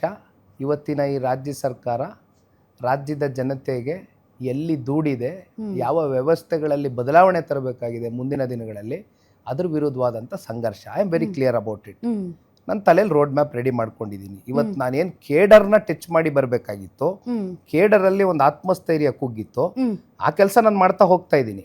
ಇನ್ನೇನು ಕೆಲವು ದಿನಗಳಲ್ಲಿ ಅದು ಮುಕ್ತಾಯ ಆಗುತ್ತೆ. ತದನಂತರ ನಾನು ಗ್ರೌಂಡ್ ಇಳಿತಕ್ಕಂಥದ್ದು ಜನರ ಪರವಾಗಿ, ಅದು ಸಂಘರ್ಷ. ಈಗ ರಾಷ್ಟ್ರೀಯ ಪಕ್ಷಗಳಲ್ಲಿ ಆದಂಥ ಕೆಲವೊಂದು ಬದಲಾವಣೆಗಳಿಂದ ಕೆಲವೊಂದು ಜಾತಿ ಮತ್ತು ಸಮುದಾಯಗಳ ಜನ ಏನಿದ್ದಾರೆ ಅವು ರಾಷ್ಟ್ರೀಯ ಪಕ್ಷಗಳಿಂದ ವಿಮುಕ್ತರಾಗ್ತಾ ಇದ್ದಾರೆ, ಅಂದರೆ ವಿಮುಖರಾಗ್ತಾ ಇದ್ದಾರೆ. ಅವ್ರಿಗೆ ಆಪ್ಷನ್ ಇಲ್ಲ, ಥರ್ಡ್ ಪಾರ್ಟಿ ಕಾಣ್ತಾ ಇಲ್ಲ, because you are alliance with BJP. So ಭಾಳಷ್ಟು ಸರಿ ನಮ್ಮ ಡಿಸ್ಕಷನ್ಗಳಲ್ಲಿ ಇತ್ತೀಚೆಗೆ ಆದಂಥ ಅಲ್ಪಸಂಖ್ಯಾತರು ಏನು ಕಾಂಗ್ರೆಸ್ ಪಾರ್ಟಿ ಜೊತೆಗೆ ಅಪ್ಸೆಟ್ ಆಗಿದ್ದಾರೆ, ಅವ್ರಿಗೆ ಬೇರೆ ಆಪ್ಷನ್ ಇಲ್ಲ. ಸೊ ಹೀಗಾಗಿ ಆ ವ್ಯಾಕ್ಯೂಮ್ ಅನ್ನೋದು ಕ್ರಿಯೇಟ್ ಆಗಿದೆ. ಬಟ್ JDS BJP ಜೊತೆಗೆ ಇದೆ. ಈ ಅವಕಾಶವನ್ನು ಸದ್ಬಳಕೆ ಮಾಡಿಕೊಳ್ಳುವಲ್ಲಿ ಎಲ್ಲ ಒಂದು ಕಡೆ JDS ವಿಫಲವಾಗ್ತಿದೆ ಅನ್ನೋಂಥ ಅಭಿಪ್ರಾಯ ಇದೆ. ತಮಗೂ ಹಂಗೆ ಅನಿಸ್ತಾ ಇದೆಯಾ? ಮೇಡಮ್, ಇವಾಗ ಯಾವುದೇ ಒಂದು ಪಾರ್ಟಿ ಅದು ರಾಷ್ಟ್ರ ಮಟ್ಟದಲ್ಲಾಗಲಿ ರಾಜ್ಯ ಮಟ್ಟದಲ್ಲಾಗಲಿ ಅಲಯನ್ಸ್ ಆದಂಥ ಸಂದರ್ಭದಲ್ಲಿ ಒಂದು ಜನರ ಹಿತಕ್ಕೋಸ್ಕರ ಅಲಯನ್ಸ್ ಆಗುತ್ತೆ, ಇನ್ನೊಂದು ಎಲ್ಲೋ ಒಂದು ಕಡೆ ಆ ಒಂದು ಸಂಖ್ಯೆ ಬಲ ಏನು ಕಮ್ಮಿ ಇರುತ್ತೆ, ಯಾವುದೋ ಒಂದು ಸಿಂಗಲ್ ಲಾರ್ಜೆಸ್ಟ್ ಮೆಜಾರಿಟಿ ಪಾರ್ಟಿಯಾಗಿ ಹೊರಹೊಮ್ಮರ್ಲಿಕ್ಕಿಲ್ಲ, ಆಗ ನಾವು ಒಂದು ಅಲಯನ್ಸ್ ಪಾರ್ಟ್ನರ್ ಆಗ್ತೀವಿ. ಅದಕ್ಕೆ ಮೂಲ ಉದ್ದೇಶ ಇಷ್ಟೇ ಆಗಿರುತ್ತೆ, ಒಂದು ಒಳ್ಳೆ ಅಡ್ಮಿನಿಸ್ಟ್ರೇಷನ್ ಕೊಡಬೇಕು ಜನಕ್ಕೆ ಅಂತಕ್ಕಂಥದ್ದು. ಆದರೆ ಸೈದ್ಧಾಂತಿಕ ವಿಚಾರದಲ್ಲಿ ಯಾವುದೇ ರೀತಿಯಾದಂಥ ಬದಲಾವಣೆಗಳು ಜನತಾದಳ ಪಕ್ಷ ಆಗಲಿ ಮತ್ತೊಂದು ಪಕ್ಷ ಆಗಲಿ ಮಾಡ್ಕೊಳ್ತಕ್ಕಂಥ ಪ್ರಶ್ನೆ ಇರೋದಿಲ್ಲ. ಸೊ ನಿಮ್ದೇನು ಜಾತ್ಯತೀತತೆ ಏನಿದೆ, ಸೆಕ್ಯುಲರಿಸಮ್ ಏನಿದೆ, ಅದು ಗಟ್ಟಿಯಾಗಿ ಆ ತತ್ವ ನಿಮ್ಮಲ್ಲಿ ಇನ್ನೂ ಉಳ್ಕೊಂಡಿದೆಯಾ? ಆ ಕ್ವಶನನ್ನು ಭಾಳಷ್ಟು ಜನ ಕೇಳ್ತಾ ಇದ್ದಾರೆ. ಯಾಕೆ ಅಂತಂದರೆ BJPಗೆ ತನ್ನದೇ ಆದಂಥ ಐಡಿಯಾಲಜಿ ಇದೆ, ಜಾತ್ಯತೀತ ಜನತಾದಳಕ್ಕೆ ತನ್ನದೇ ಆದಂಥ ಐಡಿಯಾಲಜಿ ಇದೆ. ಅದು ಸರ್ವ ಜನಾಂಗದ ಶಾಂತಿಯ ತೋಟ, ಸರ್ವರಿಗೂ ಸಮಪಾಲು, ಸರ್ವರಿಗೂ ಸಮಬಾಳು. ಆ ಒಂದು ತತ್ವ ಸಿದ್ಧಾಂತಗಳ ಜೊತೆಗೆ ತಾವು ರಾಜಿ ಮಾಡ್ಕೊಂಡಿದ್ದೀರಾ ಅನ್ನುವಂಥ ಒಂದು ಅನುಮಾನ ಬಹಳಷ್ಟು ಜಾತಿ ಸಮುದಾಯಗಳಿಗಿದೆ. ಹಾಗಾಗಿ ತಾವು ಯುವ ನಾಯಕರಾಗಿ ಆ ಒಂದು ಲೈನಿಂದ ಹೊರಗಡೆ ಬರೋದಕ್ಕೆ ಏನು ಹೇಳಕ್ಕೆ ಇಷ್ಟಪಡ್ತೀರಿ ಸರ್? ಮೇಡಮ್, ನಾನು ಒಬ್ಬ ಹಿಂದುವಾಗಿ ಹುಟ್ಟಿದ್ದೀನಿ. ನನ್ನ ಧರ್ಮನ ನಾನು ಆಚರಿಸ್ತೀನಿ, ಸಂಭ್ರಮಿಸ್ತೀನಿ. ಅದರ ಜೊತೆಯಲ್ಲಿ ಮತ್ತೊಂದು ಧರ್ಮವನ್ನು, ಮತ್ತೊಂದು ಜಾತಿಯನ್ನು, ಮತ್ತೊಂದು ಜನಾಂಗವನ್ನು ಕೂಡ ಅಷ್ಟೇ ಗೌರವದಿಂದ ಕಾಣ್ತೀವಿ. ಇದು ವೆರಿ ಕ್ಲಿಯರ್. ಮತ್ತೊಂದು ಬೇರೆ ರಾಜಕೀಯ ಪಕ್ಷದ ಥರ ಓಲೈಕೆ ರಾಜಕಾರಣ ಅಂತಕ್ಕಂಥದ್ದು ಜನತಾದಳ ಪಕ್ಷದ ಇತಿಹಾಸದಲ್ಲಿ ದೇವೇಗೌಡರು ಮಾಡಿಲ್ಲ, ಕುಮಾರಣ್ಣನೂ ಮಾಡಿಲ್ಲ, ನಿಖಿಲ್ ಕುಮಾರಸ್ವಾಮಿನೂ ಮಾಡಲ್ಲ. ಅಪೀಸ್ಮೆಂಟ್ ಪೊಲಿಟಿಕ್ಸಿಗೆ ನಾವು ಯಾವತ್ತೂ ಕೂಡ ಮಣೆ ಹಾಕಿಲ್ಲ, ಹಾಕೋದು ಇಲ್ಲ. We are very clear. ಎಲ್ಲ ಜಾತಿ, ಸಮುದಾಯ, ಧರ್ಮ, ವರ್ಗವನ್ನು ಪ್ರೀತಿಸ್ತಕ್ಕಂಥದ್ದೇ ನಮ್ಮ ಸಿದ್ಧಾಂತ. ಅದನ್ನು ಬಹುಶಃ ನೀವು BJP ಜೊತೆ ಅಲೈನ್ಸ್ ಮಾಡ್ಕೊಂಡಿರೋದ್ರಿಂದ ಸರ್, ಕೆಲ ಅನ್ನೋದಕ್ಕಿಂತ ಡೈರೆಕ್ಟ್ಲಿ ಅಲ್ಪಸಂಖ್ಯಾತರು ನೀವೊಂದು ಆಪ್ಷನ್ ಅಂತ ಅವ್ರಿಗೆ ಅನ್ನಿಸ್ತಾ ಇಲ್ಲ. ಅದರ್ವೈಸ್ ಡಿಸ್ಕಷನ್ನಲ್ಲಿ ಅವ್ರು ಹೇಳೋದು BJPನ ಬಿಟ್ಟು ಬರಲಿ, ನಾವು JDS ಕೋಟ್ ಹಾಕ್ತೀವಿ ಅಂತ. ಇದು ನಿಮಗೆ ಇಷ್ಟ ಆಗದೆ ಇರ್ಬೋದು, ಬಿಕಾಸ್ ಒಂದು ಮೈತ್ರಿಯಲ್ಲಿದ್ದಾಗ ನೀವು ಆ ಮೈತ್ರಿ ವಿರುದ್ಧ ಮಾತಾಡೋಕ್ಕಾಗಲ್ಲ. I do know, but that is ಇದು ಮನಸ್ಥಿತಿ ಈಗ ಕರ್ನಾಟಕದಲ್ಲಿರುವಂಥ ಅಲ್ಪಸಂಖ್ಯಾತರಿಗಿರೋದು. ವೆರಸ್ ಅವ್ರು ನಿಮ್ಮ ಜೊತೆ ಇದ್ದಂತಹ ಅಲ್ಪಸಂಖ್ಯಾತರಾಗಿರ್ಬೋದು, ಅಥವಾ ಲಿಂಗಾಯತರಾಗಿರ್ಬೋದು, ಅಥವಾ ಬೇರೆ ಜಾತಿ ಸಮುದಾಯಗಳು ಆಗಾಗ ಕೆಲವೊಂದು ಸಂದರ್ಭಕ್ಕೆ ತಕ್ಕಂತೆ ತಮ್ಮಿಂದ ಹೋಗಿದ್ದಾರೆ. ಬಟ್ ಅವರೆಲ್ಲರೂ ರೆಡಿ ಇದ್ದಾರೆ, ಬಟ್ ನೀವು ರೆಡಿ ಇಲ್ಲ. ಮೇಡಮ್, ನಾನು ಇನ್ನೂ ಒಂದು ಮಾತು ಹೇಳ್ತೀನಿ. ನಾವು ಇವತ್ತು ಭಾರತೀಯ ಜನತಾ ಪಾರ್ಟಿ ಜೊತೆ ಅಲಯನ್ಸ್ ಇದ್ದೀವಿ. ದೇಶದ ಗೌರವಾನ್ವಿತ ಪ್ರಧಾನಮಂತ್ರಿಗಳು ಏನು ಹೇಳ್ತಾರೆ? ನಿಖಿಲ್ ಕುಮಾರಸ್ವಾಮಿ ಅವರೇ, ನಿಮ್ಮಿಂದ ಹೊಸ ಅಲೆ ಸೃಷ್ಟಿ ಆಗಬೇಕು. ದೇವೇಗೌಡರು, ಕುಮಾರಸ್ವಾಮಿ ಹೌದು, ಬಟ್ ಈಗ ದಿಸ್ ಈಸ್ ದಿ ಜಮಾನ of youths. You are also a youth, you are Young.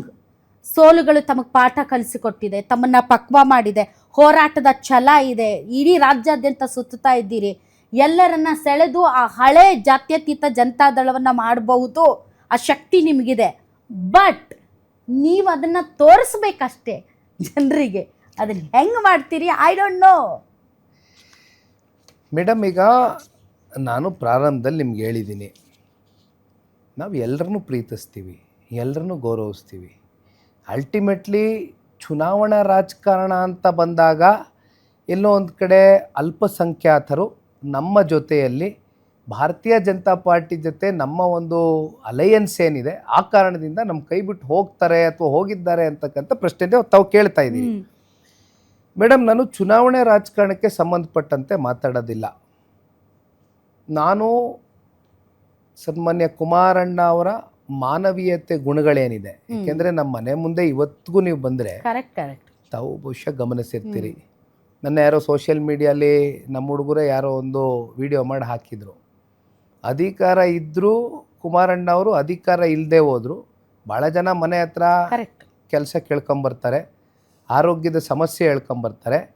ಯಾರು ಕೂಡ ನೀನು ಜನತಾದಳದವನ ಮೊದಲು ಅಂತಕ್ಕಂಥ ಪ್ರಯಾರಿಟಿನೂ ಕೂಡ ಆಲೋಚನೆ ಮಾಡಿದ್ದೀರಾ ಕುಮಾರಣ್ಣ ಅವರು. ಜನಸಾಮಾನ್ಯರನ್ನ, ಅದು ಅಲ್ಪಸಂಖ್ಯಾತರಿರಲಿ, ಯಾವುದೇ ಜಾತಿ ಇರಲಿ, ಯಾವುದೇ ಜನಾಂಗ ಇರಲಿ, ಯಾವುದೇ ಸಮುದಾಯ ಇರಲಿ, ಎಲ್ಲರನ್ನೂ ಅವ್ರ ಕೈಲಾದಷ್ಟು ಮಟ್ಟಕ್ಕೆ ಅವ್ರಿಗೆ ಶಕ್ತಿಯನ್ನು ತುಂಬಿಸಿ ಕಳಿಸಿರ್ತಕ್ಕಂಥದ್ದು ನೋಡ್ಕೊಂಡು ಬಂದಿದ್ದೀರಿ. ಮಿನಿಸ್ಟರ್ಗಳ PAಗಳನ್ನು ಕೂಡ ಭೇಟಿ ಆಗಕ್ಕಾಗಲ್ಲ, ಆದರೆ ಕುಮಾರಸ್ವಾಮಿ ಅವರು ಡೆಲ್ಲಿಯಲ್ಲಾಗಲಿ ಬೆಂಗಳೂರಲ್ಲಾಗಲಿ ಸಿಗ್ತಾರೆ, ಜನರಿಗೆ ಸಿಗ್ತಾರೆ. ಅವ್ರು ಕೇಂದ್ರ ಸಚಿವರಾಗಿರ್ಲಿ, ಮುಖ್ಯಮಂತ್ರಿ ಆಗಿದ್ದಾಗಲೂ ಆ ವಿಚಾರದಲ್ಲಿ ನಾನು ಐ ರಿಯಲಿ ಅಪ್ರಿಷಿಯೇಟ್ ಕುಮಾರಸ್ವಾಮಿ ಅವರು. ಆಕ್ಸೆಸಿಬಿಲಿಟಿ ಏನಿದೆ, ಬಹುಶಃ ಒಂದು ರಾಜಕಾರಣಿಗೆ ಇರಬೇಕಾಗಿರ್ತಕ್ಕಂಥದ್ದು ಆಕ್ಸೆಸಬಲ್ ಆಗಿರ್ಬೇಕು. ಒಬ್ಬ ರಾಜಕಾರಣಿ ಒಬ್ಬ ಕೋಟೆ ಕಟ್ಕೊಂಡು ಒಂದು 4 PAನೋ ಒಂದು 5 PSಗಳೋ ದಾಟ್ಕೊಂಡು ಬರಬೇಕು ಅಂತಕ್ಕಂಥದ್ದಾದರೆ ಅವನು ಕಾಮನ್ ಮ್ಯಾನ್ನ ಸ್ಪಂದಿಸ್ತಕ್ಕಂಥ ಗುಣಗಳಿಲ್ಲದೆ ಇರತಕ್ಕಂಥ ವ್ಯಕ್ತಿ ಅಂತಕ್ಕಂಥದ್ದು ನಿರ್ಧಾರ ಮಾಡಬೇಕಾಗತ್ತೆ. ಆ ವಿಚಾರದಲ್ಲಿ ಸನ್ಮಾನ್ಯ ಕುಮಾರಣ್ಣ ಅವರಲ್ಲಿರ್ತಕ್ಕಂಥ ಆ ತಾಯಿ ಹೃದಯ ಏನಿದೆ, ಎಲ್ಲರನ್ನೂ ಕೂಡ ಸಮಾನತೆಯ ದೃಷ್ಟಿಯಿಂದ ಕಾಣ್ತಕ್ಕಂಥದ್ದು. ಬಹುಶಃ ಆ ಒಂದು ಕುಟುಂಬದಲ್ಲಿ ಬೆಳೆದಿರ್ತಕ್ಕಂಥ ನಾನು ಒಂದು ವಾತಾವರಣ ನೋಡಿದ್ದೀನಿ. ನಾನು ನಮ್ಮ ತಂದೆಯವ್ರ ಜೊತೆಯಲ್ಲಿ ನಿಂತು ಹಿಂದಿನಿಂದನಾದರೂ ಸರಿ ಆ ವಾತಾವರಣ ನೋಡಿರ್ತಕ್ಕಂಥವನು. ನನ್ನಲ್ಲಿ ಸ್ಪಷ್ಟತೆ ಇದೆ ಮೇಡಮ್. ಅಲ್ಪಸಂಖ್ಯಾತರು BJP ಜೊತೆ ಕೈ ಜೋಡಿಸ್ತಾ ಇದ್ದಂಗೆ, ಅಥವಾ ಇನ್ಯಾವುದೋ ಜಾತಿನೋ ಧರ್ಮನೋ ವರ್ಗನೋ BJP ಜೊತೆ ಕೈ ಜೋಡಿಸಿದ್ದೀವಿ ಅನ್ನೋ ಮಾತ್ರಕ್ಕೆ ನಮ್ಮನ್ನು ಕೈ ಬಿಟ್ಟು ಹೋಗ್ತಾರೆ ಅಂತಕ್ಕಂಥ ಪ್ರಶ್ನೆ ಉದ್ಭವ ಆಗೋದಕ್ಕೆ ನಾನಂತೂ ಬಿಡೋದಿಲ್ಲ. ಎಲ್ಲರನ್ನೂ ಸಮಾನ ದೃಷ್ಟಿಯಿಂದ ಕಾಣ್ತೀವಿ, ಅದರಲ್ಲಿ ಯಾವುದೇ ಅನುಮಾನ ಬೇಡ. ಸರ್, ನಿಮ್ಮನ್ನು ನೋಡ್ತಾ ಇರುವಂತಹ, ನಿಮ್ಮನ್ನು ಬಿಟ್ಟು ಹೋದಂತಹ, ನನ್ನ ಪರ್ಟಿಕ್ಯುಲರ್ ಯಾವ ಜಾತಿ ಸಮುದಾಯ ಅಂತ ಹೇಳೋದಿಲ್ಲ, ಅವ್ರು ಈ ಮೂಲಕ ತಾವೇನು ರಾಜ್ಯಾದ್ಯಂತ ಓಡಾಡೋದಕ್ಕೆ ಅಥವಾ ಪಾದಯಾತ್ರೆ ಮಾಡೋದಕ್ಕೆ ರೆಡಿ, ಅವ್ರಿಗೆ ಏನು ಅಶ್ಯೂರೆನ್ಸ್ ಕೊಡ್ತೀರಿ ಸರ್? ಮೇಡಮ್, ಎಲ್ರಿಗೂ ಕೂಡ ಯಾವುದೇ ಜಾತಿ ಧರ್ಮ ಸಮುದಾಯ ಇದ್ದರೂ ತುಂಬು ಹೃದಯದಿಂದ ಸ್ವಾಗತ ಕೋರ್ತೇನೆ. ಕಾರಣ ಏನಂತ ಹೇಳಿದ್ರೆ, ದೇಶ ಕಟ್ತಕ್ಕಂಥ ವಿಚಾರದಲ್ಲಿ, ರಾಜ್ಯದ ಸಮಗ್ರ ಹಿತದೃಷ್ಟಿಯಿಂದ ವಿಚಾರವಾಗಿ, ಬೆಳವಣಿಗೆ ವಿಚಾರದಲ್ಲಿ ಎಲ್ಲರೂ ಕೂಡ ನಮ್ಮ ಜೊತೆಯಲ್ಲಿ ಕೈ ಜೋಡಿಸ್ತಕ್ಕಂಥದ್ದಕ್ಕೆ ನಾನಂತೂ ತುಂಬು ಹೃದಯದಿಂದ ಸ್ವಾಗತ ಕೋರ್ತೀನಿ. ಎಲ್ರಿಗೂ ವಿಶ್ವಾಸದಲ್ಲೂ ಕೂಡ ತಗೊಂಡು ಹೋಗ್ತೀನಿ. ಅವ್ರ ವಿಶ್ವಾಸ ಇವತ್ತಲ್ಲ ನಾಳೆ, ಅದು ಯಾವುದೇ ಜಾತಿ ಇರಲಿ, ಧರ್ಮ ಇರಲಿ, ಜನಾಂಗ ಇರಲಿ, ಅವ್ರನ್ನ ವಿಶ್ವಾಸಕ್ಕೆ ಪಡ್ಕೊಳ್ತಕ್ಕಂಥ ಪ್ರಾಮಾಣಿಕ ಪ್ರಯತ್ನ ಒಬ್ಬ ಯುವಕನಾಗಿ ನಿಖಿಲ್ ಕುಮಾರಸ್ವಾಮಿ ಸದಾ ಮಾಡ್ತಾನೆ. ಸರ್, ಜನ್ಜಿ ಏನಿದ್ದಾರಲ್ಲ ಸರ್, ಯೂತ್ಸ್ ಇಡೀ ರಾಷ್ಟ್ರಾದ್ಯಂತ ಹೊಸದೇ ರಾಜಕೀಯವನ್ನು ಬರೀತಾ ಇದ್ದಾರೆ ಸರ್. 50-60 ವರ್ಷಗಳ ಹಳೆ ಪಾರ್ಟಿಗಳನ್ನು ತಿರಸ್ಕರಿಸಿ ನಿನ್ನೆ ಮೊನ್ನೆ ಹುಟ್ಟಿರುವ ಪಕ್ಷಗಳನ್ನು ಅಧಿಕಾರದ ಗದ್ದುಗೆಯಲ್ಲಿ ಕೂರಿಸ್ತಾ ಇದ್ದಾರೆ. ಅಂತಹ ಯುವಕರ ನಾಡಿ ಮಿಡಿತ ಅರ್ಥವರೇ ಇವತ್ತು ನಾಯಕ. ಸೊ ಅಂತಹ ಜೆನ್ಸಿಗಳನ್ನು ಅಥವಾ ಅಂಥ ಯುವಕರನ್ನು ಮುಟ್ಟೋದಕ್ಕೆ ತಾವೇನಾದರೂ ಏನು ಪ್ಲ್ಯಾನ್ ಮಾಡ್ಕೊಂಡಿದ್ದೀರಿ ಸರ್? ಮೇಡಮ್, ಬದಲಾವಣೆ ಅಂತಕ್ಕಂಥದ್ದು ಜಗತ್ತಿನ ನಿಯಮ. ಈ ಬದಲಾವಣೆ ಆಯಾ ಕಾಲಘಟ್ಟದಲ್ಲಿ ಆಯಾ ಜನ್ರೇಷನ್ಗೆ ತಕ್ಕಂತೆ, ನೀವು ಹೇಳ್ದಂಗೆ ಜೆನ್ಜಿ ಅಂತಕ್ಕಂಥದ್ದು ಏನು ಹೇಳ್ತಾ ಇದ್ದೀರಿ, ನಾಳೆ ಆಲ್ಫಾ ನೋಡ್ತೀವಿ, ಬೀಟಾ ನೋಡ್ತೀವಿ, ಎಲ್ಲರನ್ನೂ ಕೂಡ ನೋಡುವಂಥ ದಿನ ಭವಿಷ್ಯ ನಾವೆಲ್ಲ ಕಾಣ್ಬೋದು, ಎದುರು ನೋಡ್ತಾ ಇದ್ದೀವಿ. ಇದರ ನಡುವೆ ನೀವು ಹೇಳ್ದಂಗೆ ಹೆಚ್ಚು ಕಮ್ಮಿ 6 ದಶಕಗಳ ಹತ್ತತ್ರ ಆಡಳಿತವನ್ನು ಮಾಡಿರ್ತಕ್ಕಂಥದ್ದು, ರಾಜಕೀಯ ಅಸ್ತಿತ್ವದಲ್ಲಿ ಇರ್ತಕ್ಕಂಥ ಪಕ್ಷಗಳನ್ನ ತಿರಸ್ಕರಿಸಿ ಇವತ್ತು ಇವತ್ತಿನ ಜನ್ರೇಷನ್ ಜೆನ್ಜಿ ಜನ್ರೇಷನ್ಗಳು ತಗೊಂಡಿರ್ತಕ್ಕಂಥ ನಿರ್ಣಯ ಏನಿದೆ, ಎಲ್ಲ ಒಂದು ಕಡೆ ಆ ಬದಲಾವಣೆಯನ್ನು ನಿರೀಕ್ಷೆ ಇಟ್ಕೊಂಡು ತೊಗೊಂಡಿರ್ತಕ್ಕಂಥ ಇದು ವಿಚಾರ. ಆದರೆ ನಾನು ಇವತ್ತಿನ ಕಾಲಘಟ್ಟದ ಯುವಕರಿಗೆ ನನ್ನ ಅನಿಸಿಕೆ ನಾನು ಹೇಳುವಂಥದ್ದು, ಯಾವ ವ್ಯವಸ್ಥೆಗಳಲ್ಲಿ ಲೋಪಗಳಿದೆ ಅಂತಕ್ಕಂಥದ್ದು ನಿರಂತರವಾಗಿ ಸೋಷಿಯಲ್ ಮೀಡಿಯಾ ಪ್ಲ್ಯಾಟ್ಫಾರ್ಮ್ಸ್ಗಳಲ್ಲಿ ಚರ್ಚೆ ಮಾಡ್ತಾ ಇರ್ತಾರೆ ಯುವಕರು. ಯಾಕೆಂದರೆ ತುಂಬ ಜನ ಕಂಟೆಂಟ್ ಕ್ರಿಯೇಟರ್ಸ್ನ ನಾನು ಎಲ್ಲರದು ಮೆಜಾರಿಟಿ ಆಫ್ ದಮ್ ನಾನು ರೆಗ್ಯುಲರ್ ನೋಡ್ತಾ ಇರ್ತೀನಿ, because I also belong to the same generation, same group. So ಈ ಸೋಷಿಯಲ್ ಮೀಡಿಯಲ್ಲಿ ಕೂತ್ಕೊಂಡು ಮಾತನಾಡ್ತಕ್ಕಂಥ ಜನ್ರೇಷನ್ ಏನಿದ್ದಾರೆ, ಅದರ ಇಂಪ್ಯಾಕ್ಟೇ ಬೇರೆ. ವ್ಯವಸ್ಥೆ ಒಳಗಡೆ ಬಂದು ಆ ವ್ಯವಸ್ಥೆನ ಬದಲಾವಣೆ ಮಾಡ್ತಕ್ಕಂಥ ಒಂದು ಮನಸ್ಸನ್ನು ಕೂಡ ಇವತ್ತಿನ ಕಾಲಘಟ್ಟದ ಯುವಕರು ಮಾಡಬೇಕು ಅಂತಕ್ಕಂಥದ್ದು ನನ್ನ ಒಂದು ಅಪೇಕ್ಷೆ. ಕರೆಕ್ಟ್. ಯಾಕೆಂದರೆ ವ್ಯವಸ್ಥೆ ಸರಿ ಇಲ್ಲ ಅನ್ನೋದೊಂದು ಭಾಗ. ವ್ಯವಸ್ಥೆ ಸರಿ ಹೋಗ್ಬೇಕಂದ್ರೆ ಏನು ಮಾಡಬೇಕು? ವಿದ್ಯಾವಂತರು ಬರಬೇಕು, ಯಾವುದಾದ್ರೂ ಒಂದು ವಿಚಾರದ ಬಗ್ಗೆ ಡೀಪಾಗಿ ಅನಲೈಸ್ ಮಾಡಿ, ಅದನ್ನು ಅಧ್ಯಯನವನ್ನು ಮಾಡಿ, ತಾಳ್ಮೆಯನ್ನು ಬೆಳೆಸ್ಕೊಂಡು, ನಾಳೆನೇ ನಾನು MP ಆಗಬೇಕು, ನಾಳೆನೇ ನಾನು MLA ಆಗಬೇಕು, ನಾಳೆನೇ ನಾನು ಏನೋ ಒಂದು ಸ್ಥಾನದ ಅಪೇಕ್ಷೆಯನ್ನು ಇಟ್ಕೊಂಡು ಬರ್ತೇನೆ ಅಂತಕ್ಕಂಥದ್ದನ್ನು ಬದಿಗಿಟ್ಟು, ಇವತ್ತು ಮನೇಲಿ ಕೂತ್ಕೊಂಡು ಸೋಷಿಯಲ್ ಮೀಡಿಯಾನಲ್ಲಿ ಮಾತಾಡೋದಕ್ಕಿಂತ ಬದಲಾಗಿ ಅಂಥವರೆಲ್ಲರೂ ಕೂಡ ಹೊರಗಡೆ ಬಂದು ಸಿಸ್ಟಮ್ ಒಳಗಡೆ ಬರ್ತಕ್ಕಂಥದ್ದಕ್ಕೆ ಒಂದು ಚಳುವಳಿಯನ್ನು ಪ್ರಾರಂಭ ಮಾಡ್ತಕ್ಕಂಥದ್ದು ಸೂಕ್ತ. ಅದಕ್ಕೆ ನಿಖಿಲ್ ಕುಮಾರಸ್ವಾಮಿಯ ಸಹಕಾರ, ಅವ್ರ ಜೊತೆನ ನಿರಂತರವಾಗಿ ನಿಂತ್ಕೊತೀನಿ ಅಂತ ಯುವಕರ ಜೊತೆ. ಓಕೆ, ಯೂತ್ಸ್ಗೆ JDS ಬಾಗಿಲು ಯಾವಾಗಲೂ ಓಪನ್ ಇದೆ, ಅದರಲ್ಲಿ ಯಾವುದೇ ಅನುಮಾನ ಇಲ್ಲ. ಯಾಕೆಂದರೆ ಇವತ್ತಿನ ನಮ್ಮ ಭಾರತ ದೇಶದಲ್ಲಿ ಪ್ರತಿನಿಧಿಸ್ತಾ ಇರ್ತಕ್ಕಂಥದ್ದು ಬಹುಸಂಖ್ಯೆ ಬಹುಪಾಲು ಯುವಕರು, ಆಮೇಲೆ ನಮ್ಮ ಮಹಿಳೆಯರು. ಇವರಿಬ್ಬರ ಜೊತೆಯಲ್ಲೂ ಕೂಡ ಜನತಾದಳ ಪಕ್ಷ ನಿರಂತರವಾಗಿ ಅವ್ರದ್ದು ಏನೇ ಕನಸುಗಳಿರಲಿ, ಅವ್ರ ದೇಶ ಕಟ್ತಕ್ಕಂಥ, ರಾಜ್ಯ ಕಟ್ತಕ್ಕಂಥ ಯಾವುದೇ ಕಲ್ಪನೆಗಳಿರಲಿ, ಅದಕ್ಕೆ ಪೂರಕವಾಗಿ ಅವ್ರಿಗೆ ಬೆಂತಟ್ಟಿ ಜನತಾದಳ ಪಕ್ಷದ ಕಡೆಯಿಂದ ಮುಂದೆ ಅದು ಜಿಲ್ಲಾ ಪಂಚಾಯಿತಿ, ತಾಲೂಕ್ ಪಂಚಾಯಿತಿ, ಗ್ರಾಮ ಪಂಚಾಯಿತಿ, ಯಾವುದೇ ಸ್ಥಳೀಯ ಚುನಾವಣೆಗಳು ಬರಲಿ, ಬಹುತೇಕ ಯುವಕರಿಗೆ ಅವಕಾಶ ಮಾಡಿ, ವಿದ್ಯಾವಂತ ಯುವಕರಿಗೆ ಯಾರು ಸಮಾಜದ ಒಂದು ಬದಲಾವಣೆಯನ್ನು ಬಯಸ್ತಾ ಇದ್ದಾರೆ, ಸಮಾಜವನ್ನು ಒಂದು ಪರಿವರ್ತನೆ ಮಾಡಬೇಕು ಅಂತಕ್ಕಂಥ ಚಿಂತನೆಗಳ ಆಲೋಚನೆಗಳು ಇಟ್ಕೊಂಡಿದ್ದಾರೆ, ಅಂಥವ್ರ ಜೊತೆಯಲ್ಲಿ ನಿಖಿಲ್ ಕುಮಾರಸ್ವಾಮಿ ಆಗಲಿ ಜನತಾದಳ ಪಕ್ಷ ನಿರಂತರವಾಗಿ ನಿಂತ್ಕೊಳ್ಳುತ್ತೆ. ಸರ್, GBA ಎಲೆಕ್ಷನ್ಸ್ ಗೊತ್ತಿಲ್ಲ ಇವ್ರಿಗೆ ಸರ್ಕಾರದವ್ರು ಮಾಡ್ತಾರಾ ಇಲ್ವ, ಯಾಕಂದರೆ ತಾವು JDS ಅವರೇ ಒಂದು RTI ಹಾಕಿದ್ರಿ, ಯಾಕೆ ಎಲೆಕ್ಷನ್ಸ್ ಮಾಡ್ತಾ ಇಲ್ಲ ಅಂತ, ಸರ್ಕಾರನೇ ಹಿಂದೇಟ್ ಆಗ್ತಾ ಇದೆ ಅಂತ. ಈಗ ಚುನಾವಣಾ ಆಯೋಗ ಕೂಡ ರೆಡಿಯಾಗಿ ನಿಂತಿದೆ ಎಲೆಕ್ಷನ್ ಮಾಡೋದಕ್ಕೆ.